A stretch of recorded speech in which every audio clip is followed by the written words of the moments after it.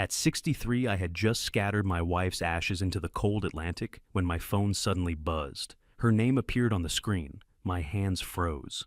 Open the family album. Don't let our son see it. The message came 3 days after her funeral. My wife was gone, yet somehow she was still trying to warn me. That night I opened the old album she had protected for decades. Hidden inside was not just photographs, but a secret about our family she had died protecting. What I found made me question everything I believed about my family. Before we begin, drop a quick comment. Have you ever had someone you trusted completely surprise you with something you never saw coming, just yes or no? Your perspective might be what someone else needs today. Quick note. Some details are fictionalized to emphasize the lesson. What matters most is the message I hope stays with you. At 63, I stood beside my wife's casket in the coastal wind, still believing my son was the finest thing I'd ever helped build. Opal Finch, my wife of 48 years, lay in that dark wood casket, having taken her secrets to a grave I didn't yet understand. The October wind off the Atlantic cut through St. Brendan's stone church, like it had for 200 years, whistling through the gaps in the stained glass windows that no one ever seemed to fix.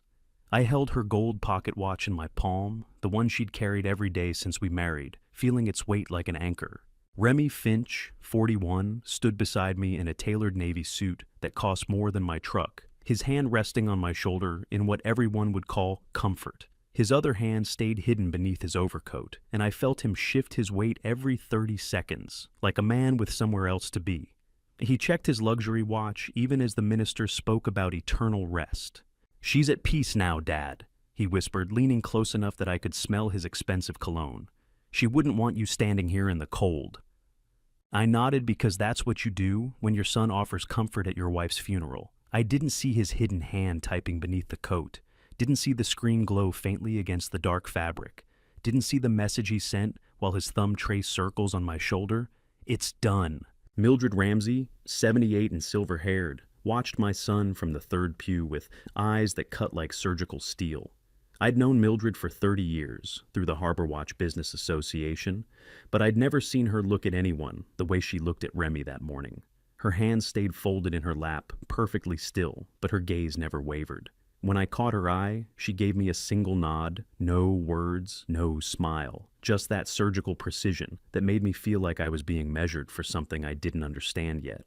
3 rows behind Mildred sat Martha Callahan, 64, who had run the Harbor Watch community Facebook page and local news channel for 20 years, with the same quiet dedication she brought to everything.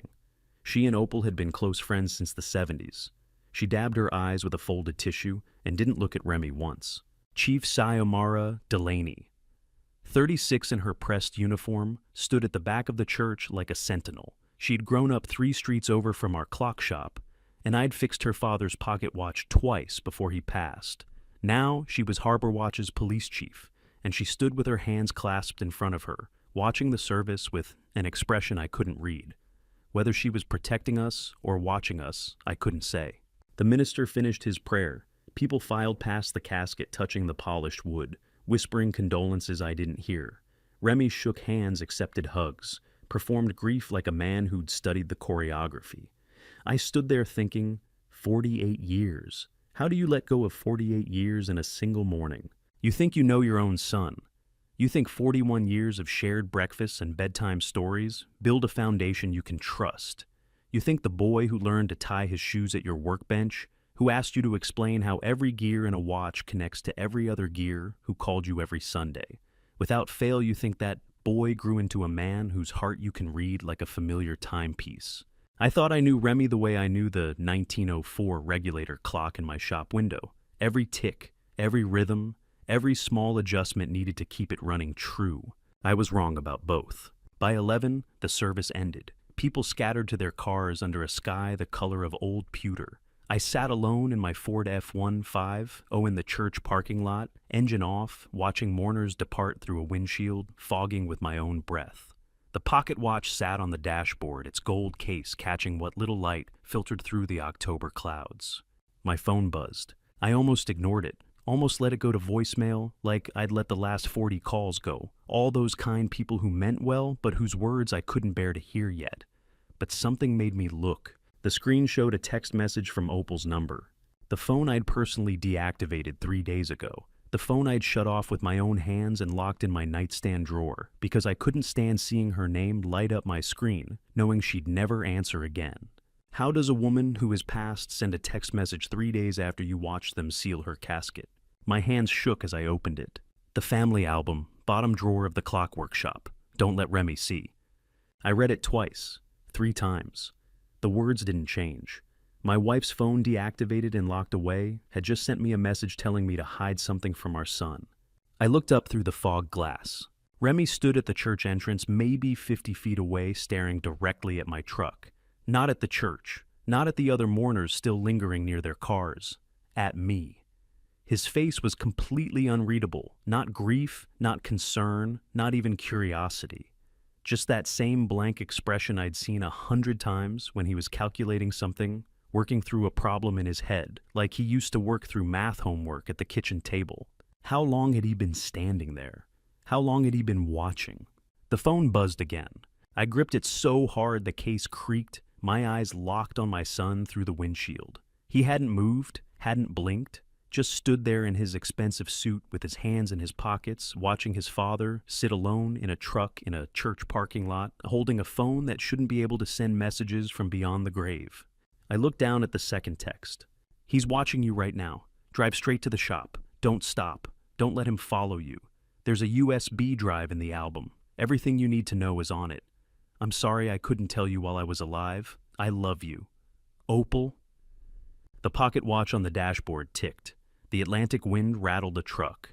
Through the fogged windshield, Remy took one step forward, and I realized my wife had spent her final years building something I was only now beginning to see, something that had my son's face in its crosshairs and my hands on the trigger I didn't know I was holding. I took the back roads home, checking my mirrors every 30 seconds, the phone with my late wife's message burning a hole in my coat pocket.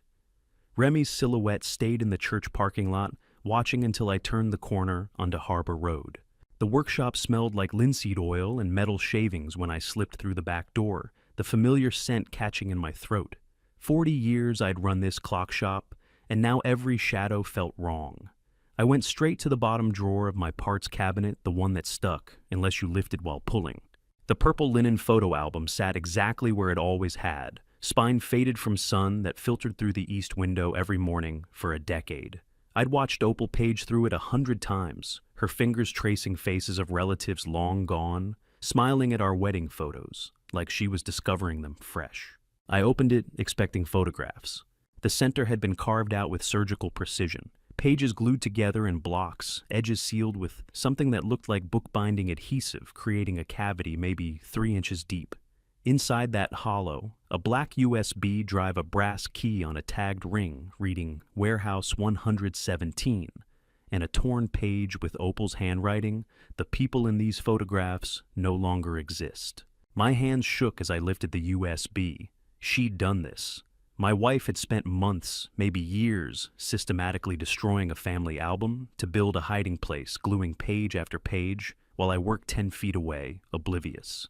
How many times had I seen her with this album and thought she was just remembering? How many evenings had she sat at the kitchen table, carefully hollowing out our history while I read the paper? I slipped the items into my coat pocket just as I heard the front door open.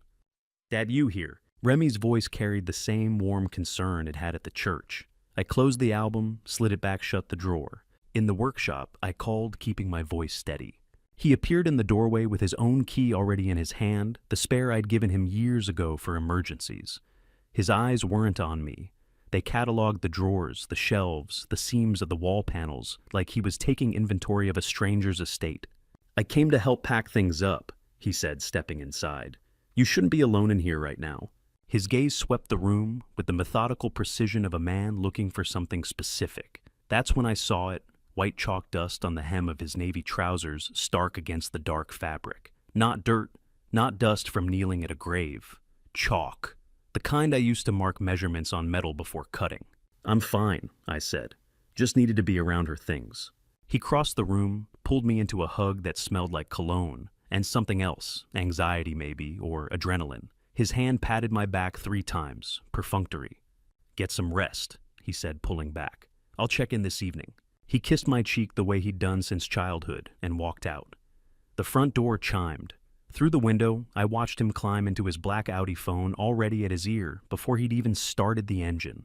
You spend 50 years fixing broken mechanism springs, that snap gears, that slip balance, wheels that won't true, but you never expect the one thing you built with your own hands to be the thing that's rusted from the inside. I waited 30 minutes before I moved. At 5:30, the industrial waterfront smelled like salt and diesel and old fish, the kind of smell that soaks into your clothes and doesn't wash out. Warehouse 117 sat in a row of identical corrugated steel units, each with a rolling door and a padlock. The brass key fit perfectly. Inside the cold storage unit, a single item waited on the concrete floor, a black Dell laptop. Fully charged power cord plugged into the unit's electrical outlet. Beside it sat a sealed brown envelope with Opal's handwriting, "Open after the USB." I knelt on the cold concrete, my knees protesting, and opened the laptop. It came to life immediately, password already bypassed, desktop clean, except for a single folder icon. Not Whitmore and Sons, not some code name, just the full account. I plugged in the USB drive. The first subfolder was labeled Phone Protocol, and suddenly I understood. Opal had set up a cloud scheduled message through a third-party app, timed to send 72 hours after her death, routed through a remote server that required no active SIM. She had deactivated the physical phone herself, knowing the message would still fire from the cloud on schedule. She had planned even that. Even the exact moment I would sit frozen in a church parking lot, reading her name on a dead screen. A directory tree bloomed across the screen. Folders nested inside, folders each labeled with dates, names, amounts. Client files, transaction records, scanned documents. And at the top, a video file time-stamped 3 weeks before Opal's stroke. Start here. The laptop hummed in the freezing warehouse like a heartbeat she'd left behind, timed to fire only when her own had stopped. I clicked the video. Opal appeared on screen sitting in our home study in the green sweater I'd given her for our 30th anniversary. The lighting was soft, late afternoon sun through the window behind her. Her face carried a weariness I recognized now, but had misread then as illness. It wasn't sickness. It was the exhaustion of someone carrying a secret so heavy it bent their spine. "Leland," she said, looking directly into the camera with those brown eyes I'd loved for 48 years. "My love. If you're watching this, it means the mechanism worked. It means our neighbors are safe." She folded her hands in her lap, the same gesture she used when explaining something difficult. "I'm so sorry I couldn't tell you while I was alive. I'm sorry I had to lie to you these last 2 years. But if I'd told you what I found, you would have confronted him, and he would have buried everything deeper, or worse." My chest tightened. "Start with the folder called Twist 1, she continued. "I need you to see what our son has been doing before I can explain why I had to build this alone. I need you to understand the scope before I tell you how deep it goes." She smiled then, sad and small. "I love you, Leland. I'm sorry I carried this without you, but you're the only person I trust to finish it." The video froze on a static frame, her eyes looking directly through the screen into mine. The folder labeled Twist 1 glowed in the directory tree waiting. My hand hovered over the trackpad knowing that whatever I was about to see would rewrite 41 years of believing I knew my own son. I clicked the folder labeled Twist 1, and the Excel spreadsheet that opened made absolutely no sense at all. 23 rows, 23 names I recognized from the hardware store, the post office, the Sunday farmer's market. Helen Parker, who'd lived in the same Harborview cottage since 1967. Thomas Warren, who still walked his golden retriever past my shop every morning at 7. Margaret O'Sullivan, whose grandson had fixed my truck last winter. Every single one of them had an investment account managed by Remy. I scrolled right, reading the transaction history column by column, monthly deposits, quarterly dividends, annual summaries. Helen Parker's account showed $280,000 with an 8.4% return last quarter. Thomas Warren, $220,000, growing at 9%. Margaret O'Sullivan, $310,000, 12% returns. Every account showed profits, consistent steady growth, not a single cent stolen. I stared at the numbers until they blurred. This wasn't fraud. This was portfolio management. This was my son doing exactly what I'd always believed he did, helping our neighbors build secure retirements. Every client was in the black. Every investment showed healthy returns. "What are you showing me, Opal?" I whispered to the empty warehouse. Remy has been making these people rich. I scrolled to the bottom, looking for the trap I knew had to be there, but the summary cell showed total assets under management $6.2 million.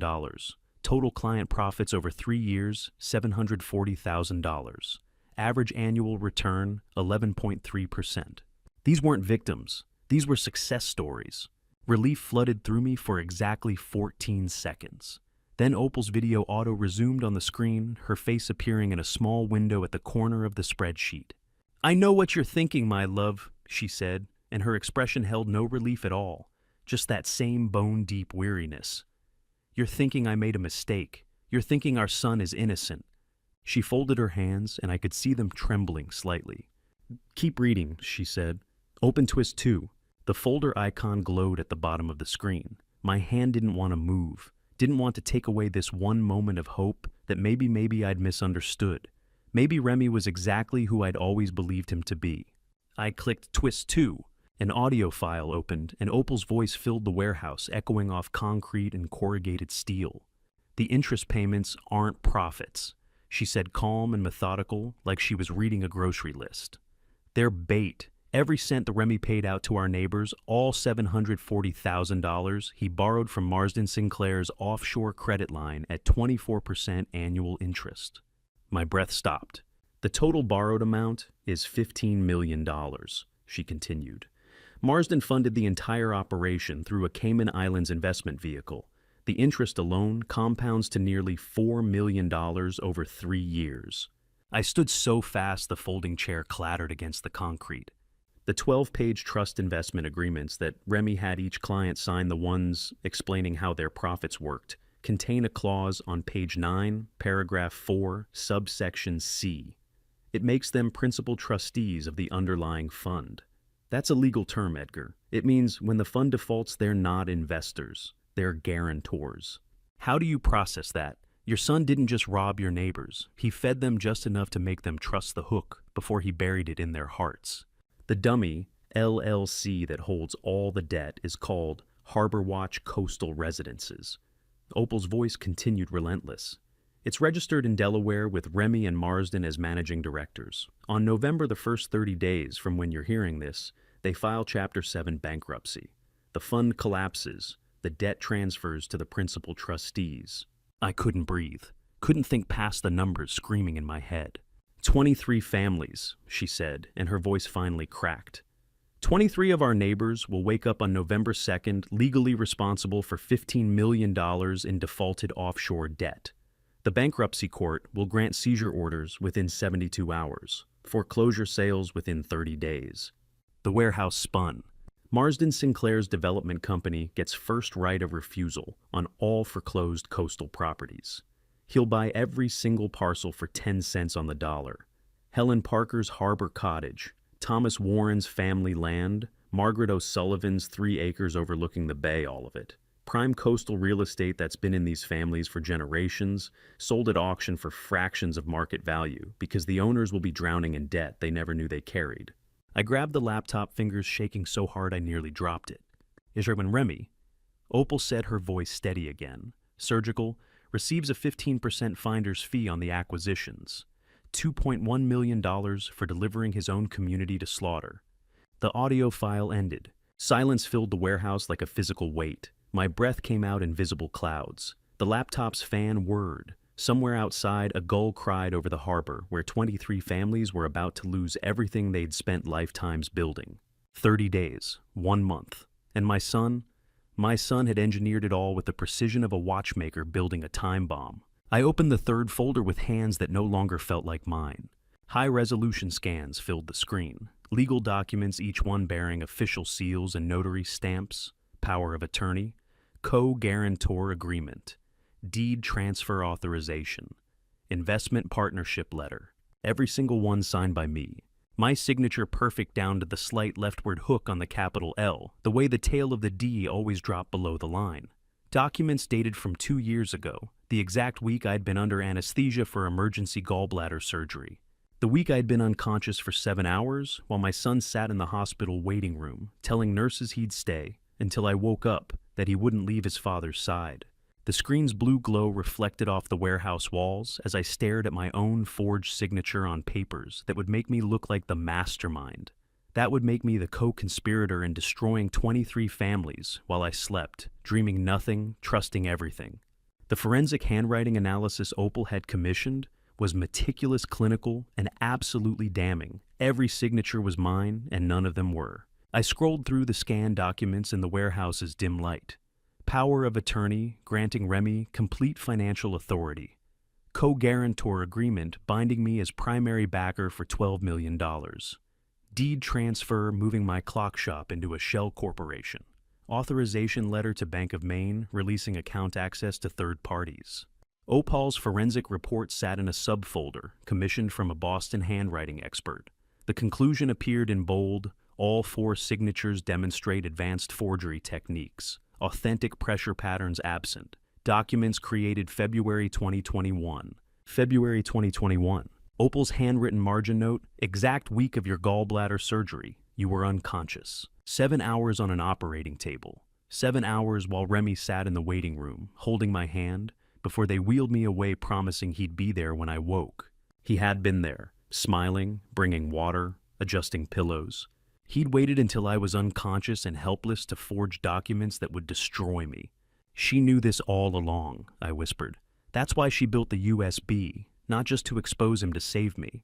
Without this evidence, I faced 15 to 25 years in federal prison. With it, I was a victim. The difference sat on a black USB drive in my coat pocket that Remy would kill to find. I drove home at 2 a.m. with the laptop hidden under my bench seat and the USB in my sock. Managed 4 hours of sleep before the knock came at 8. Police Chief Sayomara Delaney stood on my porch holding a white bakery box and a smile that didn't reach her eyes. I wanted to check in on you's land, she said, stepping inside before I could decide whether to invite her. Your heart. Are you managing the stress, okay? I'm fine, I said. Is Remy staying in town to help? She set the pastries on my counter. Must be hard for you being alone after Opal. Her questions felt calculated data gathering, rather than comforting. Her eyes tracked to the hallway to the kitchen window, overlooking my workshop. I'm holding up fine, Chief, I said. Thank you for the concern.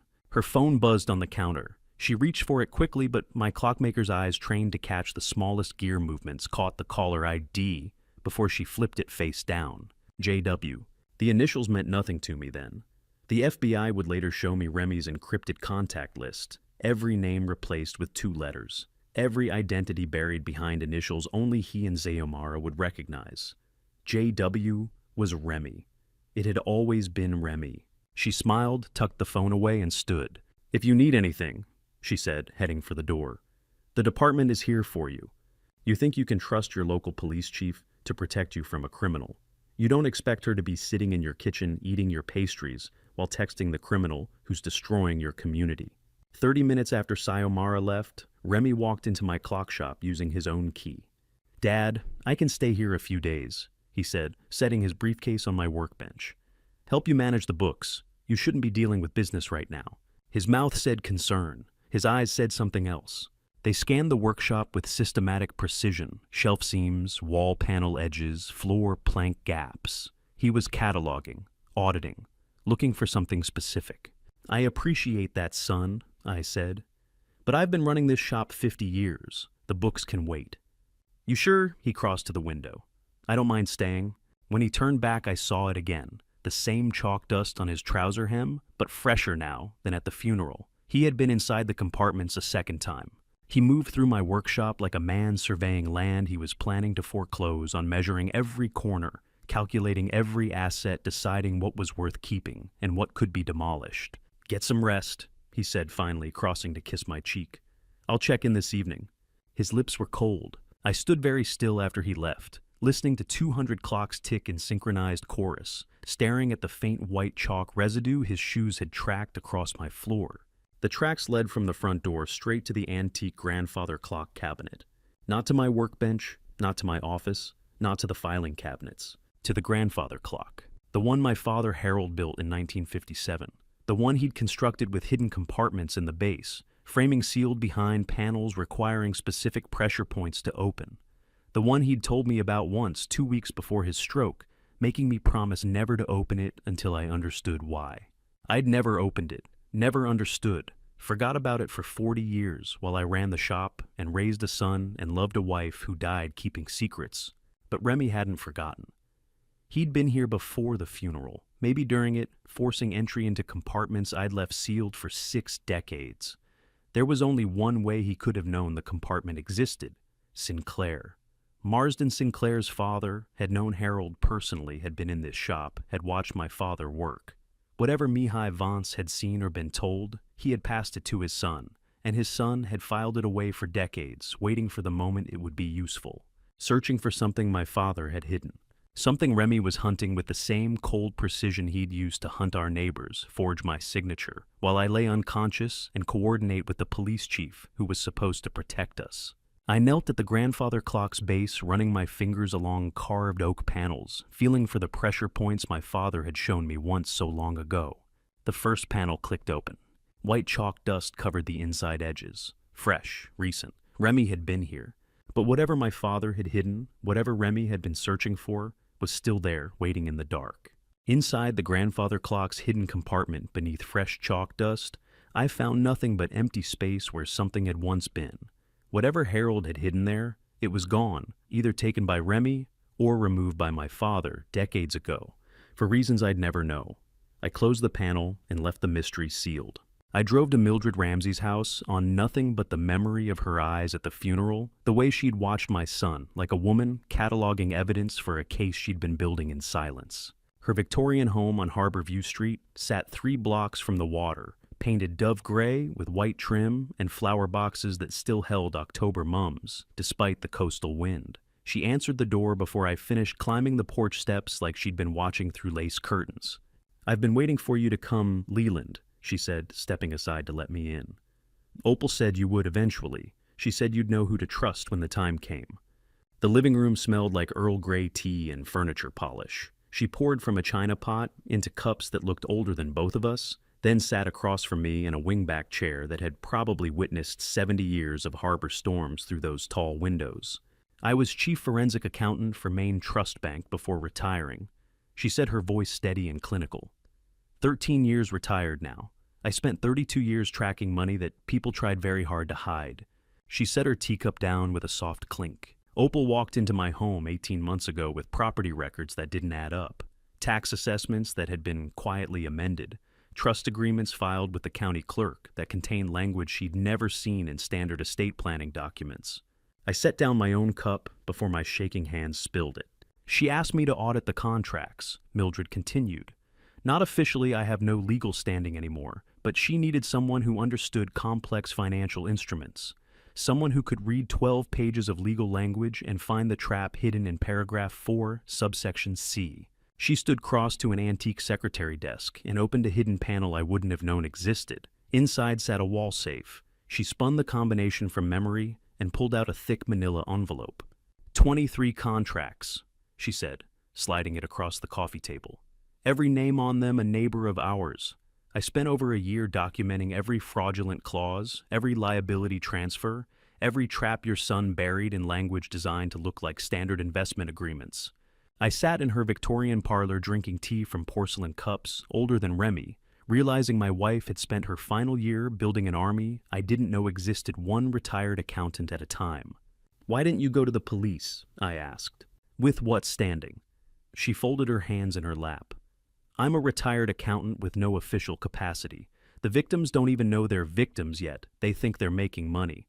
But you, Leland, you're different. Your signature was forged. You're the primary identity theft victim. You have federal standing to file a criminal complaint before a magistrate." She leaned forward. "Opal said to give these to you when the time came to finish what she started," she said. "That time is now. You have 27 days before those foreclosure mechanisms trigger. 27 days to stop what's coming." I left her house at 4 in the afternoon, with the manila envelope and a clarity I hadn't felt since before Opal died. Drove home, didn't sleep, sat at my kitchen table running calculations until the sun came up. At 7:30 on day 3, I idled my Ford F-150 outside Harbor Watch Police Station, staring through sea fog at institutional yellow lights glowing inside the brick building. My breath fogged the windshield. The USB drive sat in my coat pocket like a loaded weapon. The calculations were precise. I'd seen JW on Xiomara's phone, so she was compromised. The closest FBI field office was Portland, 2 hours away, with no direct contact information. I had the USB 23 contracts from Mildred and exactly 27 days before the foreclosure mechanisms would execute automatically. I needed a law enforcement official to physically take the USB to establish an official locked record.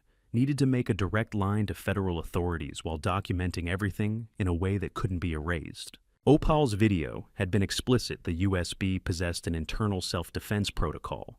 The police station looked like every small-town brick building that's supposed to represent safety and order, until you realize the chief inside has been texting your criminal son while sitting in your kitchen eating pastries she brought to earn your trust. But I wasn't walking in there blind. Wasn't walking in there trusting Xiomara to do the right thing or hoping she'd magically become honest when confronted with evidence. I was walking in there because Opal had built this USB for exactly this scenario.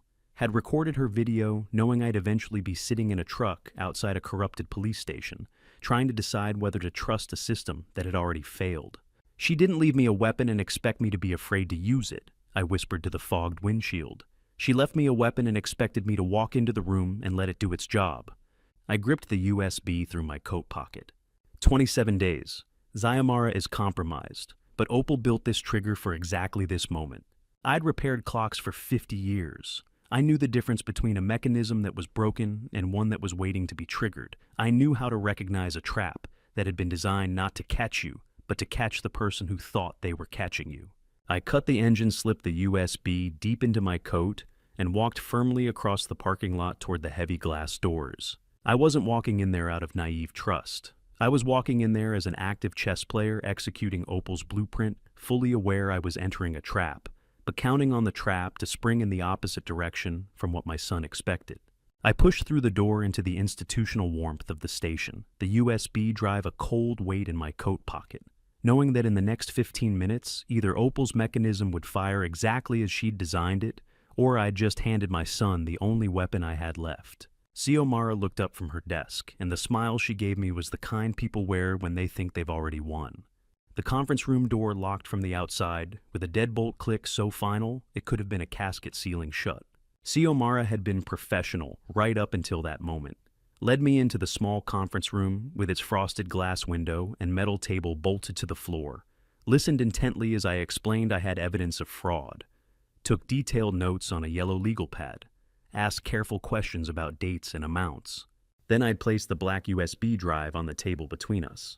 "I'll just retrieve the proper evidence logging forms, Mr. Finch," she'd said, standing smoothly. "One moment." She stepped out. The deadbolt echoed through the empty hallway.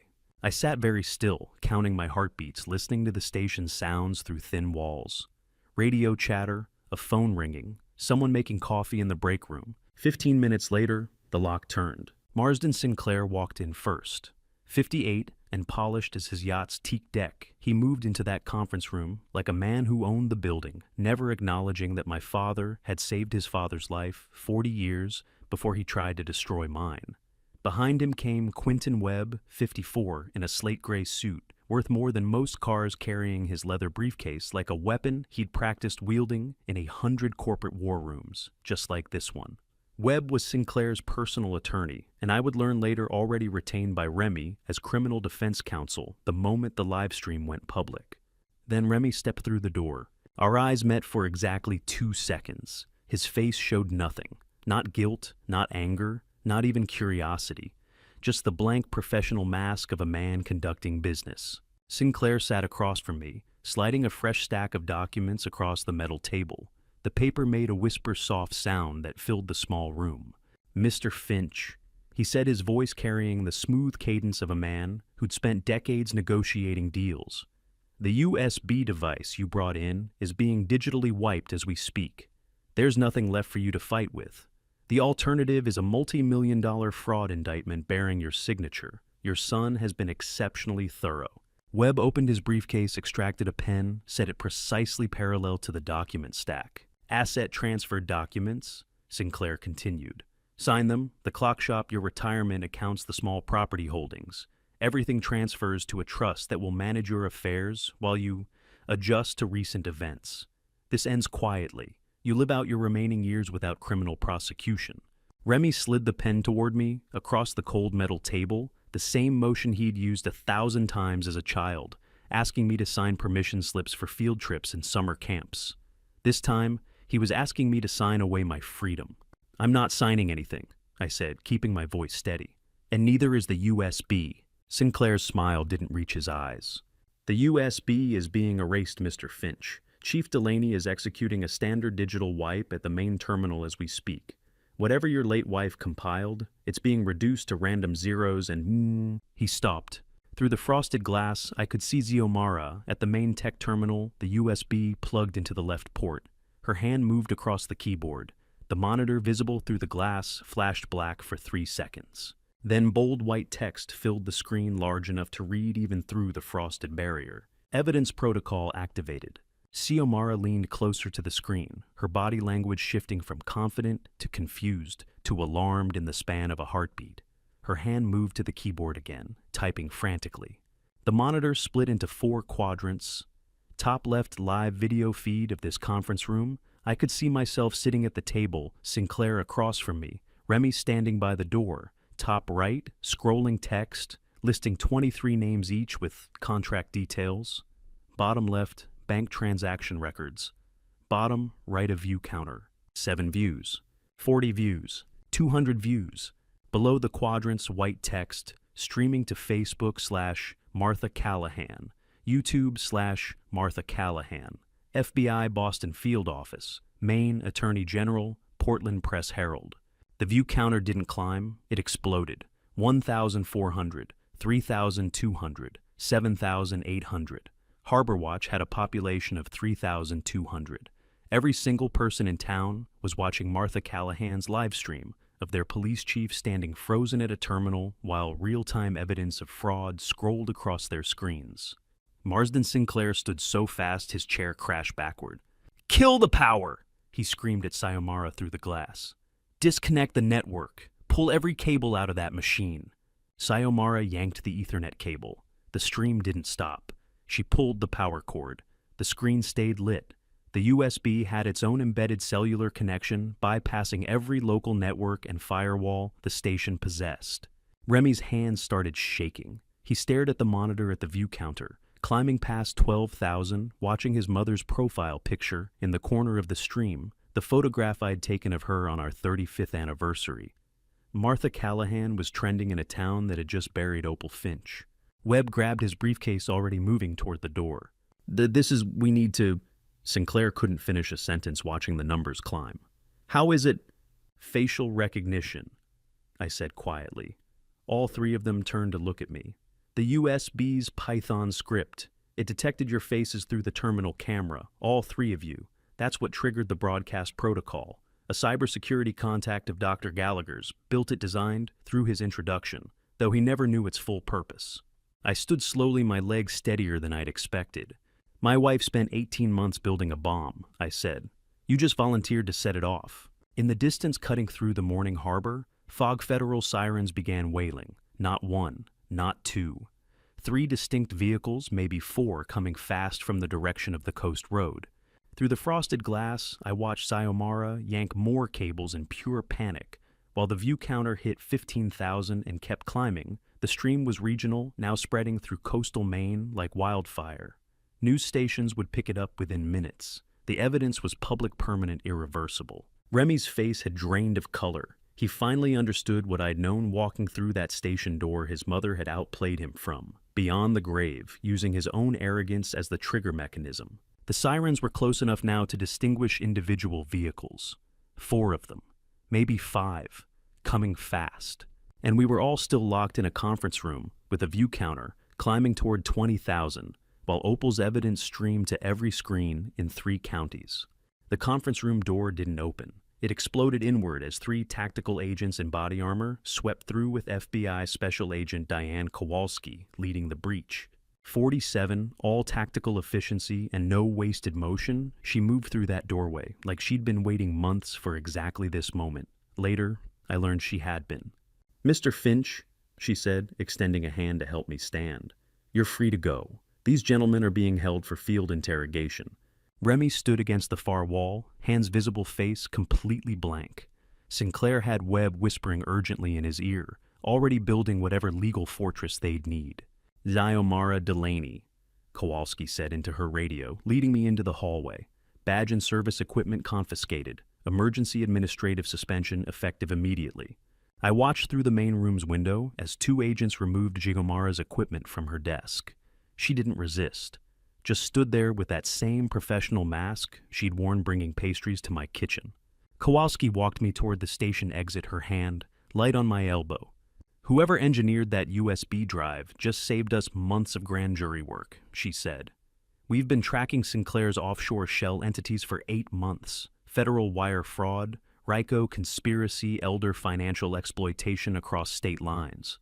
We were just missing the anchor trust documents, the actual signed contracts showing the liability transfers. She pushed through the glass doors into cold October air. Your wife's USB provided them via certified mail duplicate, she continued. That's pristine chain of custody. Every document tagged with creation metadata, forensic hash verification, the works. This wasn't amateur hour, Mr. Finch. Someone knew exactly what they were building. Where is my son? I asked. Kowalski's expression shifted. We are confirming his location now, she said, turning back toward the parking lot. Then into her radio. Sedan registered to Remy Finch is missing from backlot. Black Audi main plates. All units consider subject flight risk. Repeat flight risk. You think the hardest moment is watching federal agents handcuff your son. You're wrong. The hardest moment is when they tell you he's already gone, and you realize you have to be the one to find him before he does something irreversible.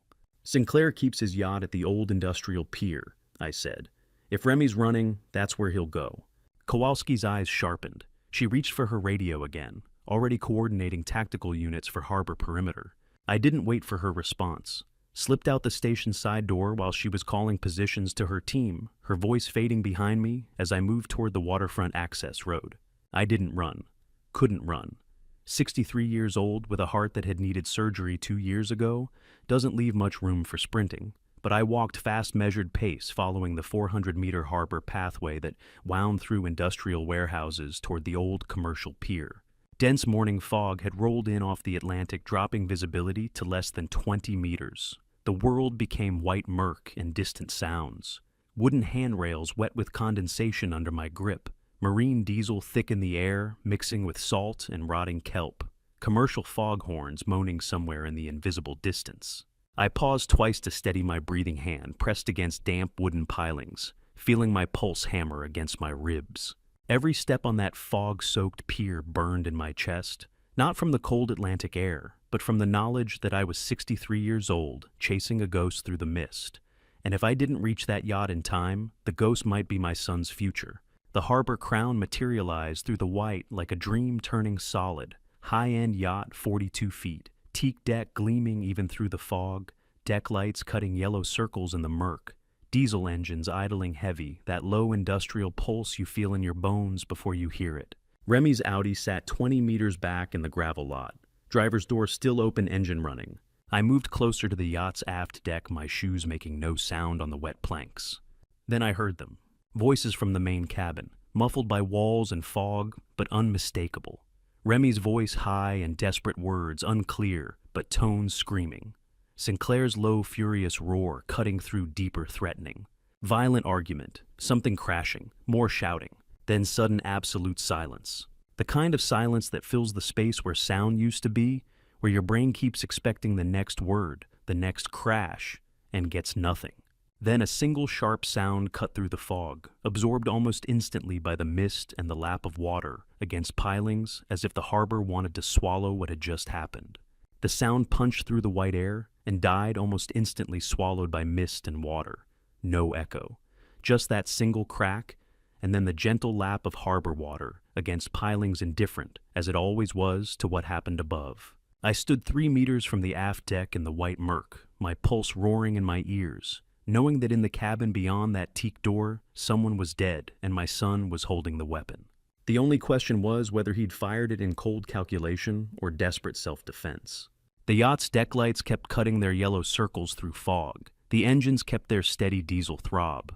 Somewhere behind me on the access road, I heard tactical vehicles approaching their sirens, muted by distance and weather. But here on this pier in this moment, it was just me and a locked door, and the knowledge that whatever I found on the other side would rewrite the last 41 years one final time. I stepped onto the aft deck. The teak was slick with condensation. Through the cabin's porthole window, I could see movement inside a shadow, shifting darker than the fog. My hand reached for the cabin door handle. It turned easily, unlocked. I pushed it open and saw what my son had done. I stepped onto the aft deck and saw Marsden Sinclair lying motionless on the teak planks, a single wound in the center of his chest, and my son standing 3 meters away, holding the weapon that had ended it. Remy's face showed no panic, no remorse, just pure tactical assessment, like a mechanic evaluating an engine that had stopped running. The weapon hung loosely in his right hand barrel, pointed at the deck. His breathing was steady. His clothes showed no signs of struggle. This hadn't been a fight. It had been a calculated, deliberate act. I never planned to run with him. Remy said, his voice calm and analytical. The moment the live stream went up at the station, I routed our shared shell company accounts into crypto cold storage, untraceable. Then I drove here knowing Sinclair would follow. He'd want to coordinate a legal defense pool resources, present a unified front. He glanced down at Sinclair's body without expression. Remove Sinclair, blame everything on the man who can't defend himself. Claim he coerced me through threats. Simple, clean. He looked back at me. It would have worked, Dad, he said, without anger, without bitterness, just stating a fact. If Mom hadn't spent her last 2 years building a bomb inside a USB drive, he said it the way a chess player acknowledges a move they didn't see coming, professional respect for a strategy that had outplayed his own. Remy, I said, keeping my voice steady. Put the gun down. Not because the FBI is at the gate, because you are still my son and I am asking you. He let out a cold, hollow laugh that echoed off the fog-shrouded water. Am I, though? He said. Your son. You sure about that, Dad? He shifted his weight, the gun still hanging at his side. I found the DNA records when I was 16. Shop-safe hidden files in the back. Mother unknown transient woman died from exposure at Portland General, 1985. Father unknown transient. Adoptive parents Leland and Opal Finch. Closed adoption, all original records sealed. He thought the DNA would cut me. He thought revealing he'd known about the adoption for 25 years would sever whatever bond we had left. He didn't understand that I wasn't mourning the loss of a biological son. I was mourning the 41 years I'd spent raising a stranger who'd been performing humanity the entire time. Blood doesn't make you my son, Remy. I said, my voice steady and clear. 41 years of life did, and you chose to waste every single one of them. His expression didn't change. Whatever reaction he'd been hoping for, he didn't get it. Tactical lights cut through the fog from the pier, pinning us both in blinding white beams. FBI spotlights turning the yacht into a stage. Remy Finch. Kowalski's voice amplified through megaphone. Drop the weapon hands where we can see them. Wanda domed. Etat speldes. I watched him run calculations in his head. Mathematical variables clicking into place. Armed resistance guaranteed the maximum federal sentence with no path forward. Cooperation bought the possibility of parole before 70. He lowered the weapon slowly, placed it carefully on the teak deck, and turned his back to look at the open water beyond the harbor mouth. He surrendered based entirely on logical calculation, not remorse. Tactical agents swarmed the deck in seconds. Remy's hands went behind his back without resistance. The handcuffs closed around his wrists with a sound like a clock mechanism locking into place, final, mechanical, irreversible. And I realized my wife had spent her last 2 years building this exact moment gear by gear, knowing I'd have to be the one standing here to witness it. Kowalski read the Miranda warning in full on the commercial pier, while early morning sun started burning through the fog. Formal charges entered into federal record felony murder in the first degree under Maine law, class a crime, unlawful death, occurring during commission of felony fraud. 23 counts, federal wire, fraud. 4 counts, forgery, RICO conspiracy. Back at the station, Zyomara was being arrested simultaneously. Accessory to fraud, abuse of official capacity, obstruction of justice. Marshals led Remy toward an armored SUV. He paused, locked his gaze on mine one final time. That same blank mask. Said nothing. Stepped into the vehicle. Beyond the security tape, 60 or 70 townspeople stood motionless. They had watched Martha Callahan's viral livestream, watched their police chief stand frozen at a terminal, watched evidence scroll past documenting how their trust had been weaponized against them.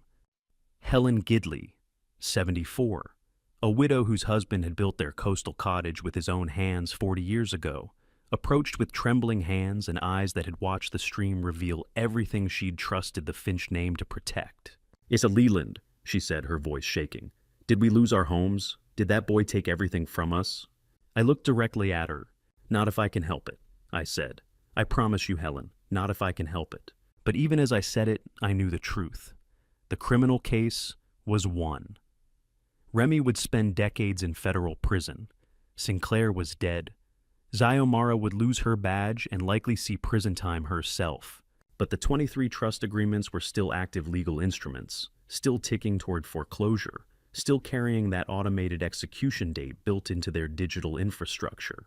Arresting my son didn't automatically void the contracts. The family still had less than a month before those foreclosure mechanisms would trigger, regardless of who was in handcuffs. The crowd parted silently as the federal SUV carrying my son disappeared down Harbor Road toward the county jail.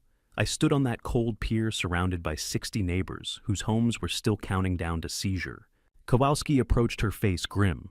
"Mr. Finch," she said quietly, "the trust agreements are still active. We need to talk." She gestured toward the crowd. "The criminal case is won," she said, "but the civil war to save their homes is just beginning." The morning after my son's arrest, I woke to 43 voicemails, none from Remy. 22 from neighbors asking if their homes were safe. 14 from reporters wanting statements. 7 from lawyers offering representation I didn't need. 0 from the county jail. Kowalski called at 7, asking me to meet her at the Portland FBI field office. I drove north through October fog that turned the coastal road into gray nothing, trying not to think about where Remy had spent the night. She met me in a conference room with coffee that tasted like it had been burning since yesterday, and a legal briefing that felt the same way. Remy's being held without bail at Cumberland County Jail. She said, sliding a folder across the table. "Arraignment within 48 hours. He'll plead not guilty through counsel. Sinclair's commercial real estate holdings are frozen under federal asset seizure. Xiomara entered preliminary plea negotiations. Full disclosure for partial immunity. Likely 18 months house arrest, permanent badge loss." I nodded, trying to absorb information that should have felt like victory but didn't. "The criminal case is solid," Kowalski continued. "Felony murder charge, 23 counts, wire fraud, forgery, RICO conspiracy. With the USB evidence and live stream documentation, prosecution has everything they need." She paused and I knew what was coming before she said it. "But the trust agreements are still legally enforceable," she said. "Federal charges target the corruption, the fraud, the forgery, the conspiracy. They don't automatically void civil contracts. Those are separate instruments under state jurisdiction." I set down my coffee before I spilled it. "The automated foreclosure processes are coded into the trust documentation," she said. "Day 90 of delinquency is November 3rd, 27 days from now. If those agreements aren't frozen by a state court judge before that date, the title transfers execute regardless of who's in custody." The fog outside the window looked solid enough to walk on. "You're saying we won the criminal case but lost the Civil War," I said. "I'm saying you have to fight them separately," she replied. "And you're running out of time." I drove back to Harbor Watch with my hands gripping the wheel hard enough to ache, pulled into the clock shop lot to find Mildred's car already there. She was sitting at my workbench with her phone and a yellow legal pad covered in notes. "I called Vivian Hale," she said, without preamble. "Portland's top civil litigation attorney. She specializes in fraudulent conveyance cases. I've known her for 20 years. She's expensive, aggressive, and exactly what we need." She slid the legal pad toward me. "Her retainer is $18,500, Mildred said. "I've already organized a pooled community fund. We have $21,000 pledged. She can see us this afternoon." Vivian Hale's office smelled like old money and new leather law books from her father's practice chairs from this year's budget. Through 12-foot windows on the 12th floor of a converted textile mill, October light turned the Four Rivers silver. She poured coffee from a French press into cups that cost more than my weekly grocery bill. 62, with a silver bob and a navy suit that probably cost what I paid in property tax. She looked at the documents Mildred had brought and smiled like a shark recognizing dinner. I eat developers for breakfast, she said, her Yale Law 86 diploma watching from the wall behind her. Your son and his partner built themselves an elegant trap. Let's see if we can spring it backwards. She spread the trust agreements across her mahogany conference table. Self-executing foreclosure clauses, she said, tapping paragraph 4, subsection C with a manicured nail. No human review required. On day 91, November 3rd, automated title transfer occurs via coded triggers embedded in the digital trust documentation. Even if a judge rules the whole scheme fraudulent 6 months from now, reversing 23 completed foreclosures takes years. And if Sinclair's estate sells those properties to third-party buyers before we can intervene, recovery becomes nearly impossible. She looked up at me. We need an emergency temporary restraining order from Maine Superior Court, she said.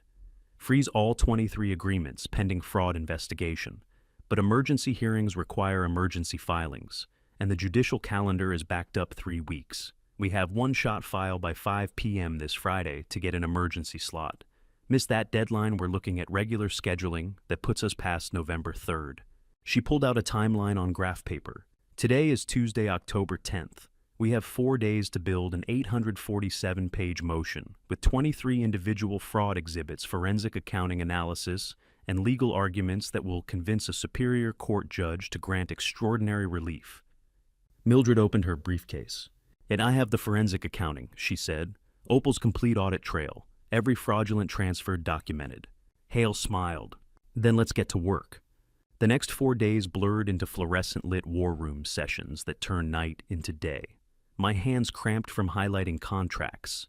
Takeout containers stacked like a timeline marking hours that bled together. Mildred's audit spreadsheets covered one entire wall of Hale's conference room.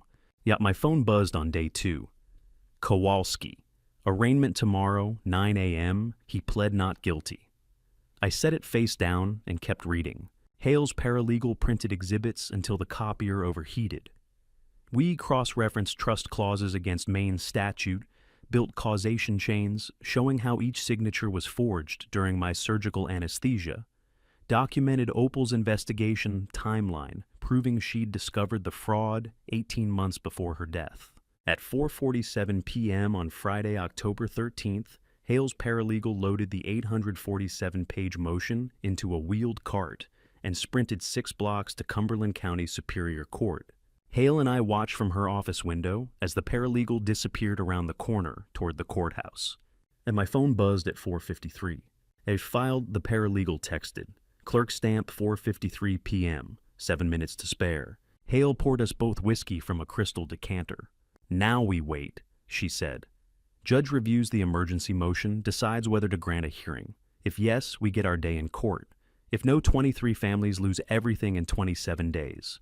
Through the window, the Fore River caught the late afternoon sun, indifferent to deadlines and desperate filings and families waiting to learn if their homes would survive the month. 7 minutes to spare, and everything riding on a judge we hadn't met, deciding whether our emergency was urgent enough to disrupt the calendar.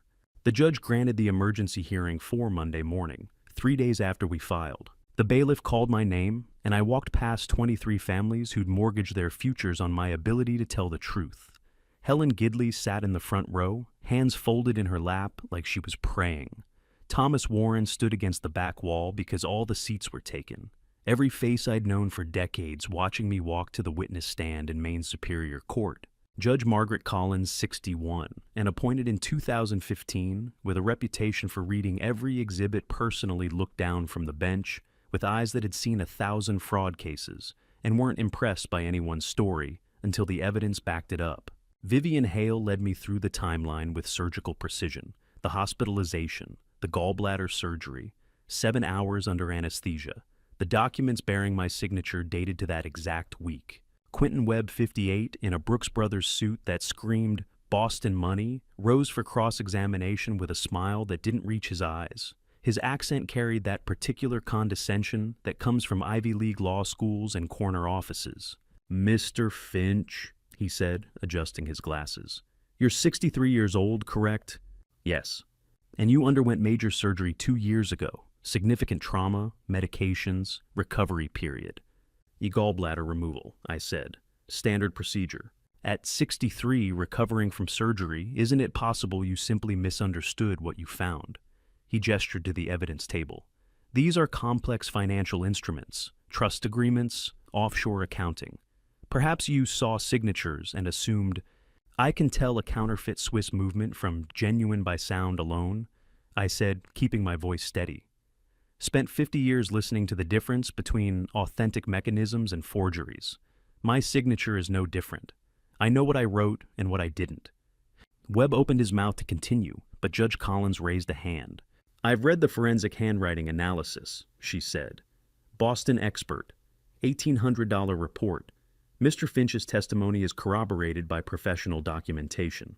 Move on, counselor. The gavel crack sounded like a vault closing. Hale presented Mildred's forensic accounting, the USB evidence chain of custody. Opal's audit trail, documenting 18 months of investigation before her death. Every fraudulent clause highlighted in the trust agreements, every liability transfer exposed.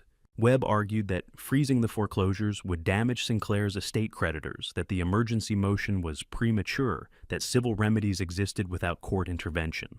Judge Collins listened to both sides for 4 hours. Then she spoke. Emergency temporary restraining order granted, she said. All foreclosure proceedings against the 23 plaintiff families are hereby stayed for 90 days, pending full fraud investigation. Sinclair estate assets remain frozen. This court will reconvene for permanent injunction hearing December 15th. The gavel came down again. 90 days. 3 months. The automated system that would have executed in 27 days was frozen solid. Before I tell you what Xiomara's FBI confession revealed about Remy's 3-year game, are you still here? Comment A, if you think he planned this scapegoat from day one, or B, if he improvised when things went wrong, add one short reason why. Please note, what follows includes fictionalized details for emotional impact, but the core truth remains. I drove back to Harbor Watch in the Ford F-150 with the October sun setting over the harbor, trying to feel something that resembled victory. The families had their homes for another 90 days. The criminal case was proceeding. Remy sat in county jail awaiting trial. But something nagged at me. Something about Xiomara's role that didn't add up. Hale called me the next evening, while I sat in the truck overlooking Portland Harbor, watching fishing boats come in with their day's catch. Leland, she said, without preamble. I got the full FBI confession transcript from Xiomara's plea negotiation. You need to hear this. I put the phone on speaker and listened to her read. High school sweethearts, Hale said. Xiomara and Remy, 17 years old, Harbor High class of 1998. He left for college, dropped contact completely. She became a cop, worked her way up to chief over 23 years. Then, 3 years ago, Remy walks back into her life. Says he's coming home to help his aging parents. Promises they'll finally get that fresh start in Miami once he closes one last land acquisition deal. The sun turned the harbor water bronze. She loved him at 17, Hale continued. He used that for 24 years. I gripped the steering wheel. The morning the USB went live, Hale said, her voice going flat. Remy texted Xiomara a screenshot. Every email she'd sent coordinating with him about the trust agreements. Every text about keeping investigations quiet. Every communication over 3 years. All of it under her official police department signature, forwarded to offshore accounts she didn't know existed. Love as a 24-year con, the longest game my son ever played. He told her the entire paper trail pointed straight at her, Hale said. That if she didn't help him disappear, the USB evidence federal prosecutors would see a corrupt police chief orchestrating elder fraud while he was just a financial advisor following her instructions. He planned her fall before he even brought her back to Maine, I said. Every signature she thought proved their partnership was actually building her prison. Hale confirmed. Her plea deal, 18 months house, arrest 3 years probation, permanent badge revocation. She testified against him for partial immunity. I sat in the truck watching the harbor lights come on as darkness fell. Xiomara had been Remy's designated fall guy for 3 years. Every signature a brick in her own cell.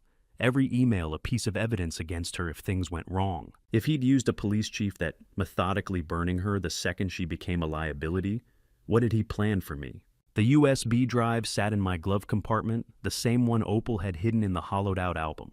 I'd thought of it as her gift, her weapon, her bomb designed to expose Remy's fraud. But sitting there in the growing dark, I realized it was something else entirely. Opal's warning. Vivian's motion had bought us 90 days. The USB reframed as Opal's warning, rather than my crime, had shifted the narrative just enough. But the relief lasted exactly 9 hours. The FBI dossier arrived at 8 p.m., 47 pages on Marsden Sinclair's family history, with my father's name on page 12. I sat in the workshop under the pendant lamp, the same light my father had worked beneath for 40 years. Agent Kowalski had delivered the file personally, her expression unreadable. Page 12, she'd said. You'll want to read that part first. The document was clinical. Subject Mihai Vance, born Bucharest. 1948, emigrated 1969 under refugee status. Married 1973, son born 1975, changed surname to Sinclair 1976. But the attached memo, dated March 1970, typed on my father's old letterhead, told the real story. Mihai Vince had faced deportation, a technicality in his visa application, something about forged sponsor documents. ICE had scheduled his removal for April 15, 1970. He had a 6-month-old son, no family in Romania, no money for lawyers. My father had used the emergency fund, the same Diamond Reserve Opal had mentioned in her video, to hire an immigration attorney, pro bono, officially.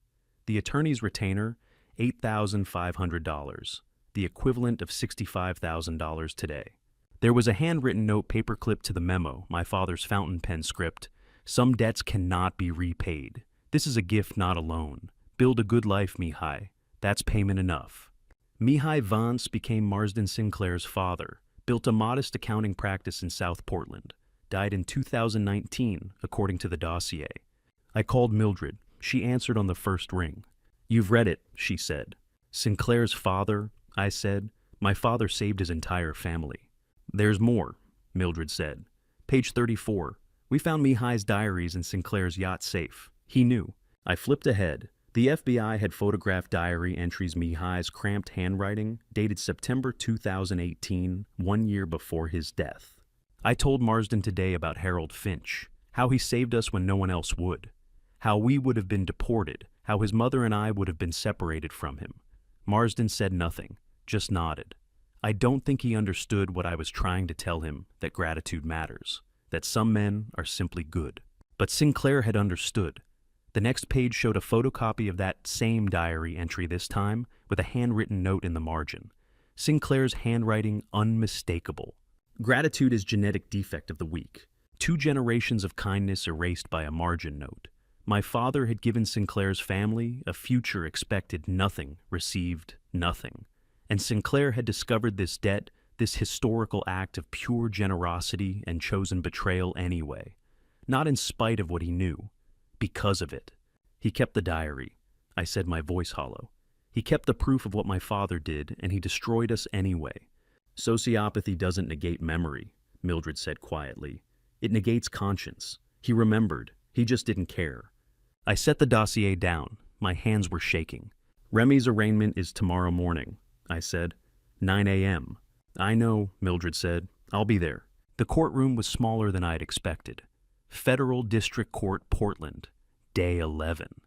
Judge Robert Danforth, presiding 64, appointed 2009 former federal prosecutor with a reputation for denying bail in violent felonies. His face was carved granite, his gaze surgical. Remy entered in an orange jumpsuit, wrists shackled. 41 years old. My son. He didn't look at me. Quentin Webb stood beside him, sleek and composed. The prosecutor, a woman in her 50s with steel gray hair, outlined the charges. Felony murder, first degree. Flight risk, due to undisclosed cryptocurrency holdings, estimated at $2.7 million. Webb made his argument. Your Honor, Mr. Finch has deep ties to the community. No prior criminal record. He's requesting bail in the amount of $2 million with electronic monitoring and surrender of all passports. The prosecutor countered. This is a capital offense, Your Honor. The defendant caused the death of an unarmed man on a private yacht. He has demonstrated sophisticated financial concealment access to liquid offshore assets and the technical capability to disappear. Under Main Rule 9A, he presents an unacceptable flight risk. Judge Danforth reviewed the file in silence. 30 seconds. A minute. Then he spoke. Bail is denied. The defendant is remanded to federal custody without bond pending trial. Next hearing is scheduled for December 3rd. Webb didn't flinch. Remy didn't react. But as the marshals moved to escort him out, Remy turned. For the first time since the yacht, he looked directly at me. His expression was completely blank. Not angry, not anguished, not defiant, just empty. I'd seen that look before on the faces of clients whose watches had stopped, whose heirloom clocks had ceased beyond repair. The moment they realized the mechanism was irretrievable, that no amount of skill or care could restore what had been lost. Except this time, I was the broken watch. And my son was the one deciding I wasn't worth fixing. The marshals led him through the side door. He didn't look back. Mildred touched my shoulder. We'll get him a psych eval. Webb's already filing for it. But I barely heard her. I kept replaying that stare, that void where recognition should have been. Sinclair had written that gratitude was a genetic defect, but what Remy had just shown me was worse. He'd looked at me, the man who'd raised him, taught him, loved him, and registered nothing. No hatred, no pain, no connection. The question wasn't whether he'd planned my destruction. It was whether he still considered me human enough to hate. The answer came the next morning in the chalk dust and silence. The chalk dust led to the false panel, behind the 1904 regulator. 3 taps, quarter turn, counterclockwise, and 46 years of family history opened in my hands. The compartment was narrow, lined with felt like a jeweler's tray. Inside a leather pouch, a folder of yellowed documents, and a sealed envelope marked in my father's handwriting, for Harold Jr. or Leland, when the questions come. I opened the pouch first. 17 uncut diamonds spilled onto my workbench, each the size of a thumbnail. Rough, pale, unremarkable to anyone who didn't know stones. But tucked beneath them were transaction receipts. Canadian Arctic Mines Limited, dated 1968 through 1972. Each diamond purchased legally logged with export permits tracked through customs. Not smuggled, not stolen, bought. The folder held a ledger. Refugee Assistance Fund, handwritten in my father's meticulous script. 37 names, dates, amounts disbursed, legal fees, travel costs, housing deposits. Line 14 confirmed what the FBI dossier had already told me, but reading it here in my father's own handwriting in his private compartment made it real in a way no FBI report ever could. And at the bottom of the folder, the State Department letter I now recognized from Kowalski's file, the same document, but this time in Harold's own hand. Not a government photocopy, the original. Creased from decades of folding, the ink slightly faded, but every word still clear. Civilian cooperating witness. Operation Amber Wave, legally obtained diamonds, no criminal liability. I'd read it once in an FBI report and understood the facts. Reading it here in my father's private compartment, surrounded by his careful handwriting and his decades of quiet sacrifice, I understood something else entirely. He had never needed anyone to know he was good. He had simply been good alone in the dark for as long as it took. Remy had spent years believing our name was built on crime. The truth had been sitting 3 taps away waiting for someone to ask. 43 years. He'd resented me for a legacy he'd been told was built on crime. Sinclair had whispered poison into his ear. Your grandfather was a smuggler, your family built on crime. And Remy had believed it because he'd never known the truth, because my father had hidden the proof behind a false panel and taken the secret to his grave. I looked at the diamonds scattered across my bench. 17 stones that saved 17 lives, recast as poison in my son's mythology. 37 refugees given futures, Mihai Vance given a son who would grow up to become Marsden Sinclair. And Sinclair had repaid that generational kindness with a lie that had torn my family apart. You built your entire war on a ghost, Remy, I said to the empty workshop. But he wasn't there to hear it, and even if he had been, I wasn't sure it would have mattered. The blank stare haunted me, the void where my son used to be. I placed the diamonds back in the pouch, folded the documents, put everything back in the compartment, and sealed it. Then I saw the second envelope, taped to the inside of the false panel door, nearly invisible in the shadow. It was addressed in Opal's handwriting, open after USB. I drove home. day 13. The house was still and cold. I sat at the kitchen table where Opal and I had shared 10,000 meals and opened the envelope. Inside a medical file, thin, maybe 12 pages. The first page was a cellular pathology report from Maine Medical Center, dated August 2021, 2 months after Opal's supposed diagnosis. I expected to see the markers. Stage 4, pancreatic adenocarcinoma, the same words her oncologist had used when he'd told us she had 6 months. But the report showed normal cellular profiles. No malignancy, no abnormal growth, healthy tissue. I flipped ahead. 3 more reports spanning 18 months, all clean. And then, paperclip to the back, a handwritten letter. Opal's script. Leland, the cancer was theater. I needed everyone, including you, to believe I was dying, so no one would suspect my investigation. A dying woman asks questions no one scrutinizes. A dying woman gets access to files, to accounts, to conversations people guard from the healthy. I obtained the pharmaceuticals from Dr. Morris Gallagher. He's 62, my primary care physician for 9 years, and he never knew what I was using them for. He thought he was managing my pain. I was managing everyone's perception. My hands went numb, and the stroke was real. 2 years of pharmaceuticals and stress took what the fake disease couldn't. I know what you're feeling right now, betrayed, angry, maybe relieved. I'm not here to face your reaction. But understand this, I chose it. Every injection, every false symptom, every lie I told you when you sat beside my bed and held my hand. I did it because Remy was destroying families and no one else was looking closely enough to stop him. The cancer gave me cover. It gave me time. And when the stroke came, I'd already finished what I needed to finish. I left you the USB. I left you the truth. Grieve it as a choice I made for the people I love. I set the letter down. My vision blurred. She'd lied to me for 2 years. Died from the lie. Called it love. Dr. Gallagher's name sat there on the page like an accusation. He'd given her the tools to fake her own terminal illness, never suspecting. And she'd used them to investigate our son while I'd sat beside her, helpless watching her fade. Except she hadn't been fading. She'd been working. 2 parents, 2 sacrifices built on opposite foundations. My father had saved lives with contraband that wasn't contraband. My wife had destroyed herself with cancer that wasn't cancer. Remy had inherited neither truth, only the weight of secrets we'd thought would protect him. Now the trial would unearth everything we'd buried, and I had no idea which revelation would destroy us first. The first revelation came at 7:30 the next morning, before the trial could unearth anything.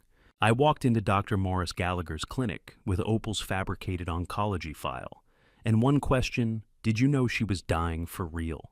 His office was small. Diploma from Tufts, 22 years, serving Harbor Watch frame photos of patients he'd saved. 62 years old, silver hair. Steady hands that had written prescriptions for my family since Remy was a boy. He looked at me across the desk like a man who'd been expecting this visit for months. I knew, he said. I set the file on his desk, the clean pathology reports, the pharmaceuticals list, the 2-year deception. She told you, I said. Not at first. He opened the file, glanced at the pages without really reading them. At first I thought I was managing palliative care, pain management, symptom control, end-of-life comfort. She presented with all the markers, weight loss, fatigue, imaging reports from other facilities. I had no reason to question it. When did you know? He exhaled slowly. 8 months in. She came for a refill and I noticed discrepancies. The progression wasn't matching her symptom timeline. I confronted her, and she showed me everything. Everything, I repeated. Transaction records, forged trust documents, your surgical timeline cross-referenced with the first fraudulent transfers. He leaned back. 18 inches of evidence stacked in a folder she carried in like a briefcase. She said, I need you to make me disappear in plain sight. I need to become so terminal that no one suspects I'm investigating. I felt the air leave the room. You helped her, I said. I did. No hesitation, no apology. She was saving families, 23 of them by her count. And she was dying anyway, not from cancer, but from the toll of what she was doing to herself. The pharmaceuticals, the stress, the deception. I watched her cellular function decline in real time. The stroke didn't surprise me. It was inevitable. You watched her die from the pharmaceuticals you gave her. I watched her save 23 families, he said quietly.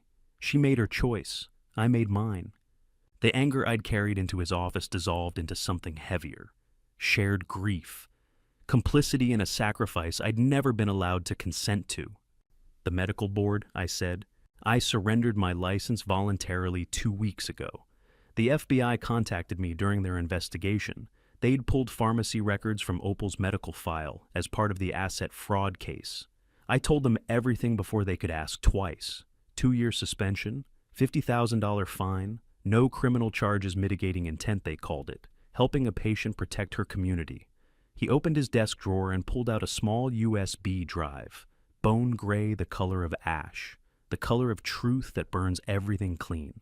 She asked me to give you this after the first USB went public, said you'd come looking for answers, and this was the last one she could give. He slid it across the desk. What's on it? I asked. I don't know, he said. She recorded it here in this office 3 days before the stroke, alone. I never watched it. I took the drive. It was warm as if it had been waiting in his hand. I'm sorry, he said, for what it's worth. I didn't answer. There was nothing left to say.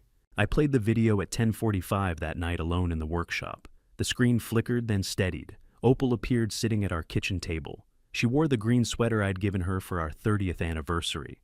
Her face was thin, but her eyes were clear. Hello, my love, she said. My throat closed. If you're watching this, the USB worked. The investigation went public. The families are fighting back. She folded her hands on the table, the same gesture she'd used 1,000 times when explaining something difficult. I need you to understand the timeline. I found the first transaction 3 weeks after your surgery, buried in an account I'd been monitoring for estate planning. The transfer was small, $12,000, but the routing matched a pattern I recognized from audit work I'd done years ago. Layered, deliberate, designed to disappear. She paused, took a breath. I knew immediately what Remy was building, and I knew if I confronted him, he'd bury it deeper. So I became someone no one scrutinizes, a dying woman asking questions about her estate, her accounts, her son's financial future. The cancer had to be real enough to fool you. If you'd known, you would have tried to stop him yourself, and he would have seen you coming. Her voice stayed steady, but her hands trembled slightly. Dr. Gallagher discovered the deception 8 months in. I gave him the choice to walk away. He stayed. He's a good man, Leland. Don't punish him for helping me do what I needed to do. She leaned closer to the camera. The stroke was real. The toll was real. I don't regret it. I saved 23 families from losing their homes.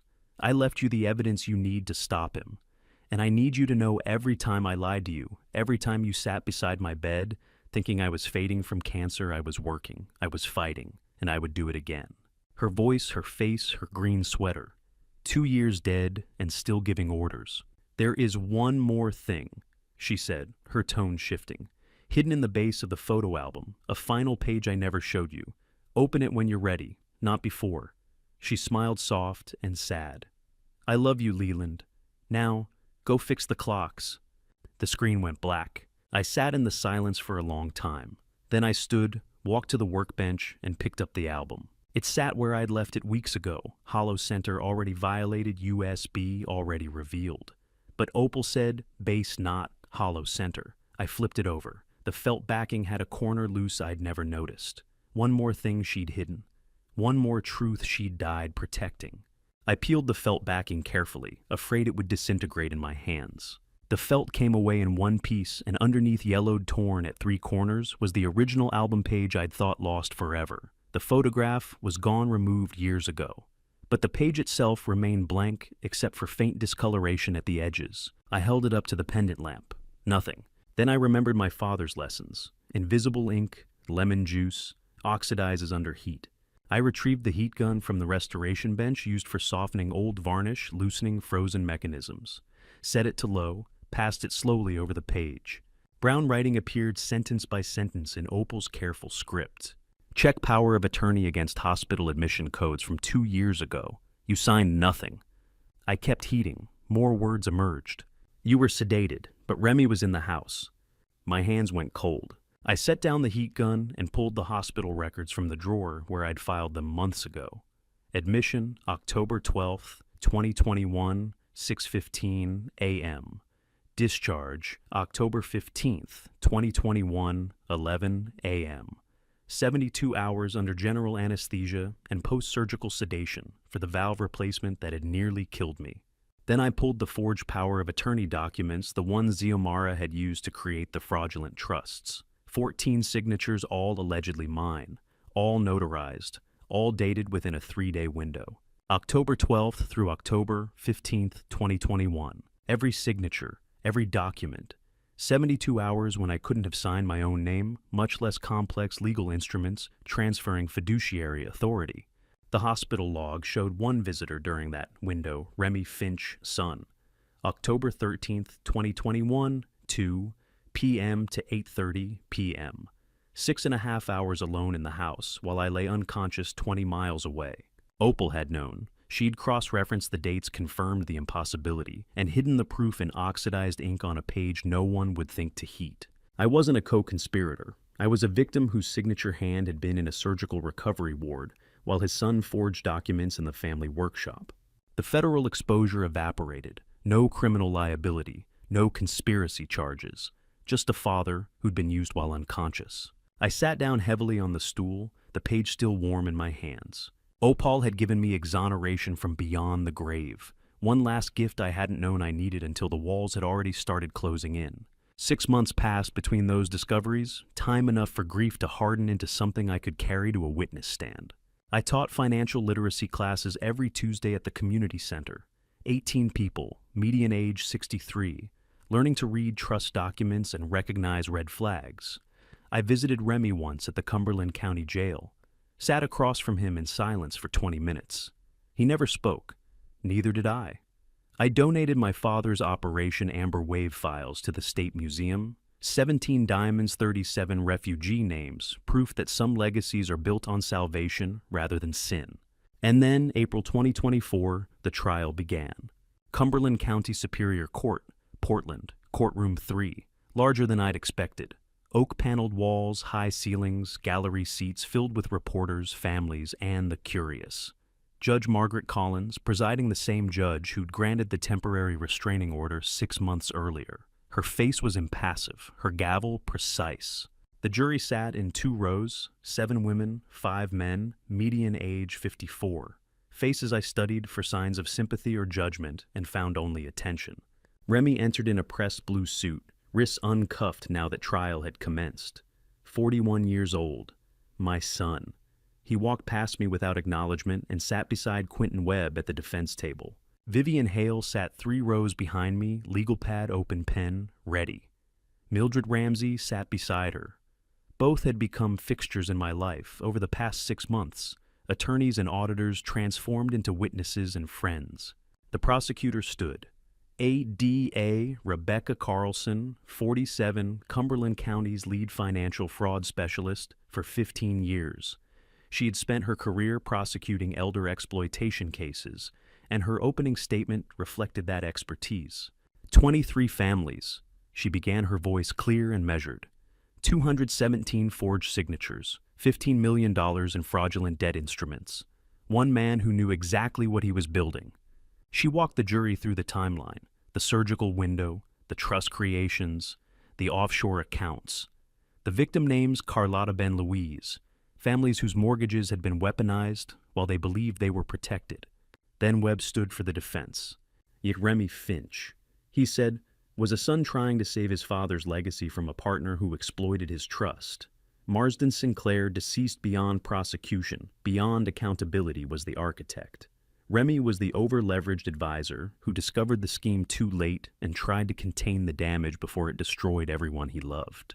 It was masterful. Frame Remy as victim of the dead man who couldn't defend himself. Shift the blame to Sinclair, paint Remy as the son caught in a web he didn't weave. The jury listened. Some took notes. Others watched Remy's face, searching for remorse or defiance. They found neither. Across the courtroom, Remy sat with hands folded, watching the jury like a man tallying numbers, not lives. No remorse, no defiance, just calculation. Judge Collins addressed the jury after both opening statements concluded. Jurors, you will decide whether the evidence proves guilt beyond reasonable doubt. Nothing more, nothing less. She called first recess. 15 minutes. The gallery shifted, stretched, whispered. Webb leaned into Remy's ear, whispered something that made my son's jaw tighten. For the first time in 6 months, Remy looked directly at me, not through me at me, and the expression wasn't void anymore. It was calculation. That calculated look haunted me through day 2. The opening witness testimonies, Mildred's forensic breakdown of Opal's audit trail, the encrypted files presented one by one. The bailiff called my name on day 3, and I walked to the witness stand knowing the next hour would decide whether my son spent 3 decades in prison or walked free. Ada Carlson approached first. Her questions were precise, methodical. Timeline of the forgeries, hospital admission records, the 72-hour window when I'd been sedated and Remy had been alone in the house. Mr. Finch, when did you first become aware of the fraudulent power of attorney documents? October of last year, I said. After my wife's death, she left evidence showing the signatures couldn't have been mine. And your response? I verified her findings, cross-referenced hospital logs with notarization dates, confirmed impossibility. Carlson nodded. Why are you testifying today? I looked at the jury. 12 faces, some sympathetic, some skeptical. I'm here because my wife spent her final 2 years building an ironclad case I'm duty-bound to complete. Then Webb stood for cross-examination. Mr. Finch, isn't it true you have a significant financial interest in your son's conviction, that your own potential criminal liability hinges on framing him as sole perpetrator? No, I said calmly. The evidence eliminates my liability regardless of this trial's outcome. I'm here because 23 families deserve accountability. Webb shifted tactics. You visited your son once in 6 months. 1 visit. Does that sound like a father seeking justice or a father seeking vengeance? The courtroom went quiet. It sounds, I said slowly, like a father who sat across from his son and found no one home. No remorse, no explanation, just silence. Webb started to respond, but Carlson stood. Your Honor, the prosecution would like to introduce Exhibit 47C, audio recording recovered from Sinclair's yacht backup server. Judge Chen nodded. Proceed. Carlson played the file. The quality was tinny, compressed, but the voices were unmistakable. Remy's voice, old man won't understand what he signed. He just trusts me. Sinclair's laugh low and sharp. Genetic flaw, trusting your offspring. Remy again, by the time he realizes it'll be too late to unwind, the recording ended. The courtroom held its breath. Then Carlson introduced the encrypted texts recovered from Xiomara's confiscated phone. Messages between her and Remy dated 3 weeks before Opal's death. Remy's text displayed on the overhead screen. After asset transfer, Clear's old man won't need shop. Won't need anything anymore. Xiomara's reply, clarify. Remy, loose ends tied, clean exit. Won't need anything anymore. The implication landed like a detonation. Not just financial fraud, not just forgery. The text implied something far darker. The plan hadn't stopped at stealing my assets, it had extended to erasing me entirely. Jurors recoiled. One woman in the back row covered her mouth. The man beside her set down his pen, face pale. Remy dropped his head into his hands. Webb objected immediately. Speculation. Your Honor, the texts are ambiguous at best. Now, Cerise. Overruled, Judge Collins said. The jury will assess credibility. I stepped down from the witness stand 20 minutes later. Vivian caught my eye from the gallery, her expression grim. Mildred sat beside her, hands clenched. The prosecution rested its case that afternoon. Deliberations took 6 days. The jury asked for transcripts twice, reviewed the encrypted texts 4 times, requested clarification on the felony murder rule. Day 9, 4:15. p.m. they returned. The courtroom filled quickly. Reporters lined the back wall. Families filled the gallery. Carlotta in the 3rd row. Ben 2 rows behind her, Louise near the aisle. Faces I'd come to know over 6 months of pre-trial hearings and sidebars. The jury foreman stood, a man in his late 50s, wire-rimmed glasses, steady hands. Judge Collins addressed him. Has the jury reached a verdict? We have, Your Honor. Please read the verdicts. The foreman unfolded the paper. His voice was clear, deliberate. Count 1 wire fraud in the 1st degree guilty. Count 2 wire fraud in the 1st degree guilty. He continued through all 23 wire fraud counts. Everyone guilty. Count 24, forgery of legal instruments, guilty. Count 25, RICO conspiracy, guilty. Then the final charges. Count 26, felony murder in the 1st degree in the passing of Marsden Sinclair, not guilty. Webb exhaled audibly. Count 27, felony murder under Maine state law in the passing of Marsden Sinclair, guilty. The foreman sat. Judge Chen dismissed the jury with thanks, then turned to Remy. Mr. Remy Finch, you have been found guilty on 26 of 27 counts. This court finds sufficient aggravating factors, including elder exploitation, sophisticated financial schemes, and implied threats of physical harm to impose the maximum allowable sentence. She paused, her gavel resting in her hand. You are hereby sentenced to not less than 28, nor more than 35 years in federal confinement. Eligibility for parole after 20 years of flawless conduct. The sentence is to run consecutively for all fraud counts concurrently for felony murder. 28 years minimum. My son would be 69 when eligible for parole, older than I am now. Judge Collins continued.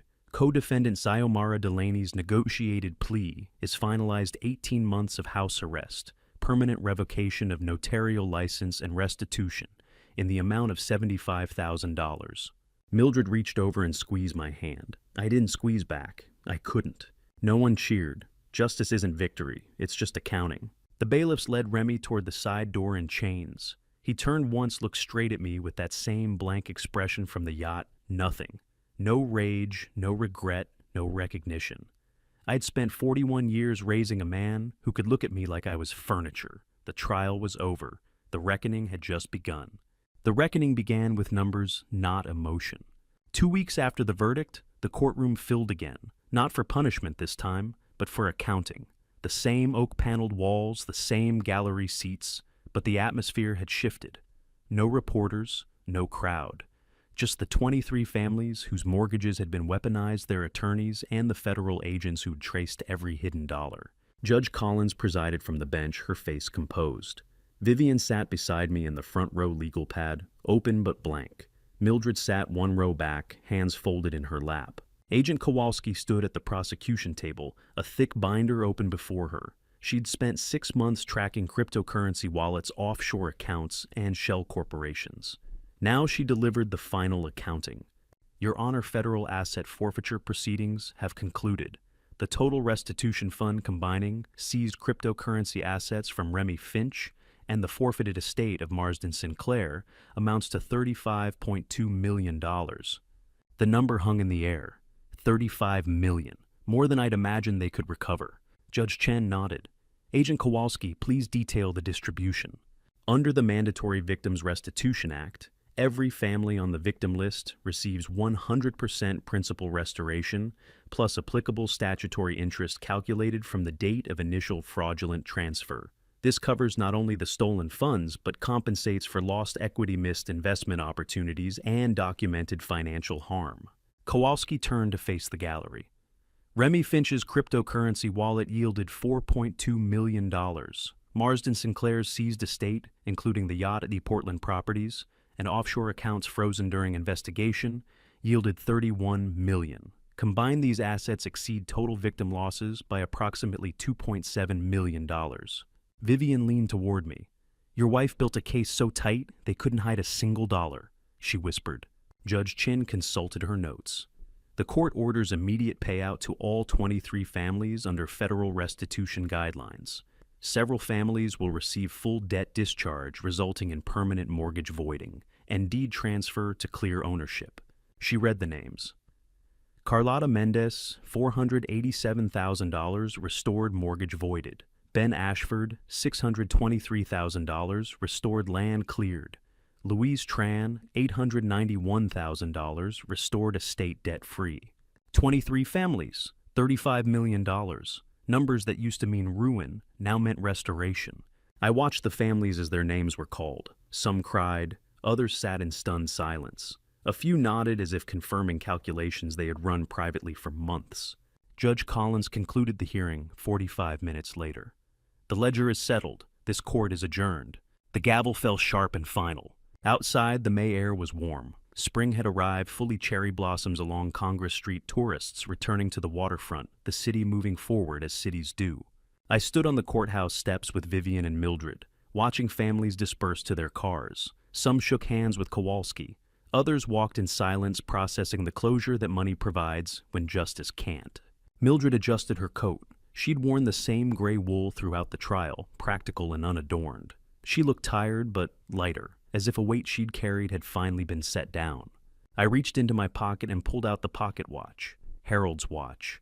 Gold casing, Roman numerals. Inscription on the back, HF, 1968, time well spent. My grandfather had given it to my father the year he'd started Operation Amber Wave, the year he'd begun saving refugees with diamonds that weren't contraband. I held it out to Mildred. Opal wanted you to have this, I said, for keeping the ledger. Mildred stared at the watch, then at me. I can't. Harold would have approved, I said. You did what he did, protected people, counted what mattered, made sure the accounts balanced. She took the watch carefully, turned it over, read the inscription. Her fingers traced the engraving. She did the hard part, Mildred said quietly. I just counted what she found. You spent 2 years making sure every number held up in court. You testified. You cross-referenced forensic trails while the rest of us were still processing shock. Opal knew what you'd do before you did it. That's why she chose you. Mildred slipped the watch into her coat pocket, patted it firmly. She said nothing, but she squeezed my hand once hard, the way Opal used to when words weren't sufficient. Vivian stood beside us, her expression soft. 3 generations, she said. Harold saved lives. Opal saved homes. Mildred saved the accounting. That's a legacy. 3 generations, 2 women, 1 legacy finally clean. The watch ticked in Mildred's pocket, time, moving forward, not just counting losses. We descended the courthouse steps together. Vivian peeled off first, heading to her firm to file permanent injunction paperwork. Mildred walked me to my truck, parked 3 blocks away near the harbor. What will you do now? She asked. Teach, I said. Financial literacy classes start next week at the community center. 18 people signed up, most of them victims who want to make sure this never happens to anyone else. Mildred nodded. Opal would like that. And you? Back to audits, she said. Boring, predictable corporate audits where the worst scandal is someone expensing personal coffee. She smiled faintly. I've had enough fraud to last a lifetime. We stood by the truck. The harbor stretched beyond us. Boats returning gulls circling the water, moving as it always had. Thank you, I said. For what? For believing Opal when no one else was looking. Mildred's hand went to her coat pocket where Harold's watch rested. She made it easy to believe, she said. The evidence was ironclad. She turned and walked back toward her car, the watch ticking against her ribs like a second heartbeat. I watched her go. 23 families had their homes back. Remy had 28 years minimum, the ledger balanced. But that night alone in the workshop, I'd still have to decide whether to open the drawer where I kept his childhood photos or seal it shut forever. That night, I opened the drawer. Childhood photos, report cards, the baseball glove I'd bought for his 10th birthday. I didn't seal it shut. I left it open and drove to Warren the next morning. The guard led me through 3 steel doors and a metal detector to the ballistic glass booth, where my son waited in orange behind 2 inches of reinforced polymer. Remy looked different, leaner. Gray creeping at his temples, visible even through the smudge partition. 41 years old, 2 months into a sentence that would stretch longer than he'd been alive. He sat with his hands folded on the metal table posture, rigid. I sat down on my side of the glass, picked up the phone receiver. He picked up his. You came, he said. His voice was flat, careful. I did. Why? I reached into my jacket and pulled out a white legal envelope. Placed it in the transfer slot, a small drawer built into the partition for passing documents. Pushed it through to his side. I brought something you should have seen 41 years ago, I said. Open it now or after I leave. He stared at the envelope. What is it? The truth about who you are. Either way, I've made my peace. Remy's jaw tightened. He picked up the envelope, turned it over. The state forensic lab seal was visible on the back, official, irrevocable. He opened it. Inside, a certified DNA paternity report, processed 3 weeks earlier at my request. 3 pages of genetic markers, allele, frequencies, probability calculations. He read the first page, then the second. His face went pale. I watched him process the numbers. The conclusion typed in clinical block letters at the bottom of page 3. 0 genetic markers. Mother, unknown, transient deceased, Portland General Hospital, February 1985. Father, unknown transient. Adoptive parents, Leland Harold Finch and Opal Marie Finch closed, adoption, finalized March 12, 1985. He set the report down slowly, hands shaking. "You're not my father," he said. "Biologically, no." The silence stretched. 30 seconds? A minute? The fluorescent lights hummed overhead. Somewhere in the corridor beyond, a steel door clanged shut. "You always knew?" he asked finally. "Your mother knew from the first hour," I said. "The adoption agency told us your biological mother had died from exposure complications 2 weeks after your birth. No family, no father listed. We signed papers agreeing never to disclose the adoption unless you asked directly. I never asked." "You never did." He picked up the report again, scanned it as if the words might change. "When did you find out?" 3 weeks ago," I said. "I requested the test after the trial. Needed to know if there was something genetic I'd missed. Some hereditary explanation for..." I gestured vaguely at the glass, the prison, the wreckage of our lives. "For all of this." "And..." "Nothing genetic," I said. "Just choices." Remy set down the phone, pressed his palms flat against the table. His shoulders rose and fell with controlled breathing. Then he picked up the phone again. "You could have left," he said, "after Mom died, after you found out. You could have walked away and never looked back." "I could have. But you're here." "I am. Why..." His voice cracked slightly. I leaned forward close enough to the glass that I could see my reflection overlapping his face. "Because you are my son," I said. "You always were. Biology doesn't make a father. 41 years of raising you, teaching you, loving you, that makes a father. And that's why what you did cut so deep. You didn't just betray a stranger. You betrayed the man who chose you." His face twisted. He turned away facing the cinder block wall. I kept talking. "Your mother and I walked into Portland General in February 1985 and signed papers agreeing to raise an infant with no past, no lineage, no guarantees. We didn't know if you'd be healthy or sick, easy or difficult, brilliant or struggling. We knew nothing except that you needed parents and we wanted to be them." His shoulders shook. "We chose you," I said. "Every day for 41 years we chose you, even when you hated the clocks, even when you resented the shop, even when you looked at me like I was an obstacle to overcome. We chose you." Remy turned back. His eyes were red wet, not the calculating void from the courtroom. Not the blank stare from the arraignment. Real tears, uncontrolled. For 41 years I'd watched him smile, rage calculate. Never this. Never grief. "I didn't know," he said, voice breaking. "I thought Sinclair told me you were using me, that the business was a trap, that I'd never be more than the clockmaker's son unless I broke free. And you believed him." I wanted to believe him. The tears ran freely now. Because it was easier than admitting I was just angry. Angry that you were satisfied with a small shop and a quiet life when I wanted... He stopped, swallowed. "When I wanted more..." More isn't wrong," I said. "The method was." He dropped his head into his hands. His shoulders convulsed. The sobs were audible even through the glass partition, raw and unorchestrated. I waited. Finally, he looked up. His face was blotched broken. "I'm sorry, Dad," he said. 2 words I'd waited months to hear. Maybe years. Maybe since the first forged signature. He pressed his palm against the glass.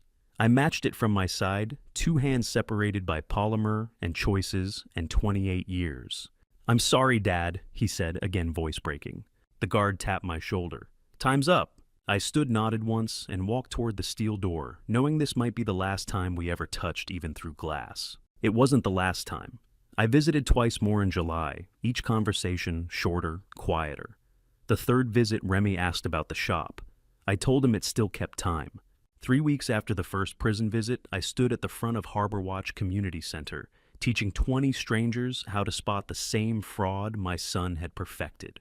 The room was plain folding chairs, fluorescent lights, linoleum floors. 20 faces most, over 60 all victims or friends of victims. They'd come for the Tuesday evening session of Financial Defense for Seniors, a workshop Mildred and I had launched in late June. I stood beside a whiteboard covered in diagrams, trust structures, power of attorney templates, the anatomy of a reverse mortgage scam. "This is a redacted contract from the actual case," I said, holding up a photocopied document with names blacked out. "Notice the signature line. It says authorized representative, not homeowner. That single word difference allowed the fraudster to sign on behalf of people who never consented." Mildred sat in the front row forensic accounting textbook stacked beside her. She'd take over in 20 minutes to walk them through how to read bank statements for unauthorized transfers. Dr. Morris Gallagher sat in the back, his medical license suspended, but his expertise still valuable. He'd volunteered to handle questions about healthcare proxies and medical power of attorney, the documents Opal had used to maintain her fabricated illness. A man in the third row raised his hand. Carl Brennan, 61, local fisherman who'd lost his family's boat to one of Remy's fraudulent reverse mortgages. His weathered face carried the weight of 3 generations of fishing history, erased by forged paperwork. How are we supposed to trust anyone after this? Carl asked. Lawyers, accountants, even family. How do we know? The room went quiet. Everyone waited for my answer. You don't stop trusting, I said. You start reading fine print. Massive difference. Trust isn't blind faith. It's informed confidence. You trust people who show you the math, explain the clauses, answer questions without impatience. The moment someone rushes you or says, just sign here, that's when you stop. Carl nodded slowly. Others took notes. Teaching them to read fine print felt like teaching them to hear counterfeit ticking, same skill, different danger. I'd spent 40 years listening for the irregular beat that meant a mechanism was failing. Now, I was teaching them to listen for the irregular language that meant someone was lying. After the session, Mildred helped me stack chairs. The others had filtered out slowly, several stopping to shake my hand or ask follow-up questions. Dr. Gallagher had left quietly, his suspension still a raw wound. You're good at this, Mildred said, folding the last chair. Clear, patient. Opal would have loved this. I stopped mid-motion, turned to look at her. She'd be front row correcting your syntax, Mildred added, smiling faintly. I smiled, genuinely. For the first time in 8 months, something that wasn't grief or duty or mechanical courtesy. A real smile at the thought of Opal arguing grammar during financial literacy hour. Mildred noticed, said nothing. Just patted my shoulder and carried the folded chairs to the storage closet. 2 weeks later, mid-July, I drove to Augusta with a velvet pouch in the passenger seat. Maine State Museum occupied a limestone building near the Capitol. Classical columns, marble steps. The weight of history made architectural. I'd called ahead, scheduled the appointment, brought every document my father had hidden for 46 years. Dr. James Calloway met me in the administrative offices. 58 Maine State Archivist specialist in Cold War civilian cooperation records. He wore wire-rimmed glasses and a burgundy bow tie, his office lined floor to ceiling with archival boxes. Mr. Finch, he said, shaking my hand. I reviewed the preliminary materials you sent. Operation Amber Wave. Fascinating case. Very few civilian witness files from that era survived intact. I set the velvet pouch on his desk, opened it carefully. 17 uncut diamonds spilled onto the blotter, pale and rough, exactly as they'd been when my father had placed them in the hidden compartment in 1973. Calloway examined them with a jeweler's loupe, then set it down and opened the folder I'd brought. Transaction receipts from Canadian Arctic mines, the Refugee Assistance Ledger, the 1973 State Department letter confirming Harold Finch as civilian cooperating witness. Your father's service to Operation Amber Wave is now part of permanent federal historical record, Calloway said. The Department of Justice has authorized a commendation certificate for his file. He pulled a document from his desk drawer. Heavy parchment gold embossed seal official letterhead from the United States Department of Justice. Certificate of Historical Commendation. Awarded to Harold Finch, Civilian Cooperating Witness Operation, Amber Wave, 1968 to 1973. In recognition of material assistance provided to federal investigation and humanitarian contribution to refugee protection efforts. Signed, Deputy Director, Historical Records Division. He wanted these donated 50 years ago, I said quietly. I'm just finishing what he started. Calloway slid the certificate across the desk. The diamonds will be displayed in our Cold War exhibit. The files will be archived under federal civilian cooperation records. Your father's name is officially honored. Family name completely cleansed. Harold Finch, not smuggler, not criminal. Decorated witness, protector of refugees. Exactly what he'd been all along. I drove back to Harbor Watch with the certificate in a protective sleeve on the passenger seat, parked behind the shop, walked through the workshop to the 1904 regulator. 3 taps, quarter turn counterclockwise. The false panel opened. The compartment was empty now. No diamonds, no documents, just dust and felt lining and the ghost of 46 years' worth of family secrets. I placed the certificate inside, slid the panel closed. The panel clicked shut. Empty vault, full closure. That night, cleaning the workshop, I found the last unopened envelope from Opal, postmarked 3 days before, her stroke addressed in her hand, "Open when you're ready to forgive him." I wasn't sure I ever would be. I waited 3 months to open it, left it on the workbench where I could see it every day but never had to touch it. Forgiveness felt like something I'd need to grow into, not force. 1 year to the day after her memorial, I stood at Opal's headstone with white chrysanthemums in both hands and a report she'd never hear but deserved to know. The coastal cemetery overlooked Harbor Watch Harbor, salt air mixing with the scent of fresh flowers left by other mourners. October had turned the trees amber and gold, the same colors that had framed her memorial service 12 months earlier. Her headstone was simple gray granite, no flourishes, no sentiment beyond the facts. I knelt and placed the chrysanthemums, her favorite, against the base of the stone. White petals green, stems the kind she'd kept in a vase on the kitchen table every week for 30 years. 23 families kept their homes, I said quietly. Every dollar you documented came back to them, full restitution plus interest. Several walked away debt-free for the first time in their lives. The wind off the harbor carried the sound of gulls and distant boat engines. I traced her name with my finger. Opal Marie, Finch beloved wife, 1962 to 2023. Remy's serving his term, 28 to 35 years. He broke down at the prison visit. First real tears I'd seen from him in 41 years. I don't know if it was remorse or just understanding what he'd lost. Maybe both. A sailboat passed in the distance, white canvas against blue water. The shop's still open, Tuesday and Thursday by appointment, Saturday mornings for walk-ins. I'm teaching classes now, financial literacy, fraud prevention. Mildred co-teaches. Dr. Gallagher volunteers when his suspension allows. 20 people every Tuesday evening. They ask about you constantly. I pulled a fallen leaf from the base of the stone, tucked it into my pocket. Harold's name is in the state archive now. Decorated witness Operation Amber Wave. The diamonds are in the museum. The certificates sealed in the compartment where he hid them for 46 years. You'd have liked that, everything coming full circle. The accounting felt important. Opal had been a woman of ledgers and balances. She'd want to know the final tally. We did it, Opal. Every gear you aligned, it's done. Her name on the granite Opal, Finch beloved wife. No mention of auditor, investigator, savior, just wife. Somehow that felt right. The rest was context I'd carry, but the stone only needed to say what mattered most. I stood, brushed dirt from my knees, and stepped back. Then I heard footsteps on the gravel path behind me. Mildred appeared first, holding a bouquet of yellow roses. Then others, 15 people walking quietly in small groups, each carrying flowers. I recognized most of them. Faces from the Tuesday classes, families from the victim list, people Opal had saved without ever meeting face to face. Eleanor Pritchard led the second group. 76, white-haired, walking with a cane, but steady. Her family had owned harbor-adjacent land for 3 generations. Fishing docks, small rental cottages, modest income that had sustained them through decades. Remy's scheme had nearly taken it all. Opal's evidence had stopped the foreclosure 3 days before finalization. Eleanor stepped forward and placed a single red rose on the headstone beside my chrysanthemums. She saved our family lands. Eleanor said, her voice soft but clear. We needed her to know we remember. Others approached in turn. A middle-aged woman with daisies, an elderly couple with carnations.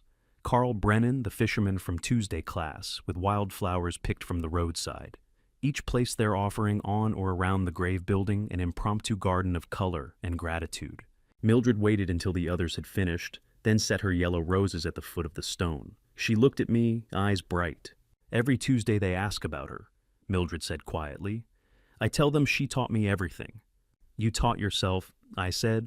She showed me what mattered. There's a difference. The group stood in silence around the grave. No one spoke. No one needed to. The flowers said what words couldn't, that Opal's 2 years of sacrifice hadn't just saved assets, it had saved lives, families' futures. 15 people, 15 families she'd never met, who came to say thank you to stone and silence. I looked at the gathering at Mildred with Harold's pocket watch in her coat, at Eleanor leaning on her cane with 3 generations of land secured behind her, at Carl, who'd regained his fishing boat and his livelihood, at strangers who'd become students, then friends bound together by survival, and the woman who'd made it possible. 41 years raising a son who betrayed us. 2 years she spent saving everyone else. This is the legacy that survives. The sun dropped toward the harbor, casting the same golden light as her memorial service 1 year before. Amber and honey warming the granite and the flowers and the faces of people who'd come to remember someone they'd never thanked in life. Mildred touched my shoulder. "We'll give you a moment," she said. The group dispersed, slowly walking back down the gravel path in quiet pairs and trios. Mildred lingered, squeezed my hand, once nodded, and followed them. I stood alone again, surrounded by flowers. The envelope waited at home. Opal's final words about forgiveness written 3 days before the stroke that would kill her, addressed to a future version of me she'd hoped would be ready. I looked at her name on the stone, at the garden of gratitude built by strangers, at the harbor where boats still moved and tides still turned, and life continued in the stubborn, relentless way it always had. I had one more thing to do, one envelope still unopened, one choice still unmade. But standing there surrounded by proof that love could survive calculation, I thought maybe I was finally ready. I drove home from the cemetery as the sun set Opal's envelope still waiting on my workbench, where it had waited for months. But that night, I didn't open it. I realized I didn't need to. She'd already told me everything that mattered. That evening, I sat at my workbench under amber lamp glow, repairing a vintage pocket watch whose owner had been dead 3 years, when my phone vibrated with news that would make Opal's name permanent. The watch was delicate work, a 1947 Elgin with a frozen balance wheel and corroded hairspring. The family had found it in an estate sale, wanted it restored as a wedding gift. I'd been working on it for 2 hours, my hands steady, my focus complete. This was what I understood. Gears, springs, the mathematics of time made mechanical. My phone lit up on the corner of the bench. A text from Agent Kowalski. I set down my tools and read it. A Finch financial defense curriculum officially adopted by Maine Attorney General as mandatory statewide elder fraud prevention model. Rollout Q1 of 2025. Your Tuesday classes are now legal blueprint for every county in the state. I stared at the screen. Read it again. A second message followed. Opal's USB security protocol being written into new federal enforcement guidelines for elder abuse tracking. Her documentation method is now standard across all 50 states. Thought you'd want to know. I set the phone down carefully. Finch Financial Defense Curriculum. The name Remy had tried to weaponize the name he'd used to forge documents and destroy trust was now state law. Mandatory training, legal infrastructure designed to protect the vulnerable from predators like the man my son had become. Opal had built a case so thorough, so methodical, that prosecutors had used it as a template. And now that template was permanent, codified, required. The name he tried to destroy is now law. Opal, you built something that outlasts all of us. Her name in legal code now. Permanent as granite, harder to erase than any headstone. Every county in Maine would teach families to recognize the red flags she had documented. Every federal investigator would follow the audit trail structure she'd pioneered while dying from a fabricated illness. She'd turned her 2-year deception into a 200-year legacy. I picked up the pocket watch again, examined the balance wheel under magnification. The problem was visible now, a hairline crack in the jewel, bearing invisible to the naked eye, but catastrophic to function. I'd need to order a replacement part.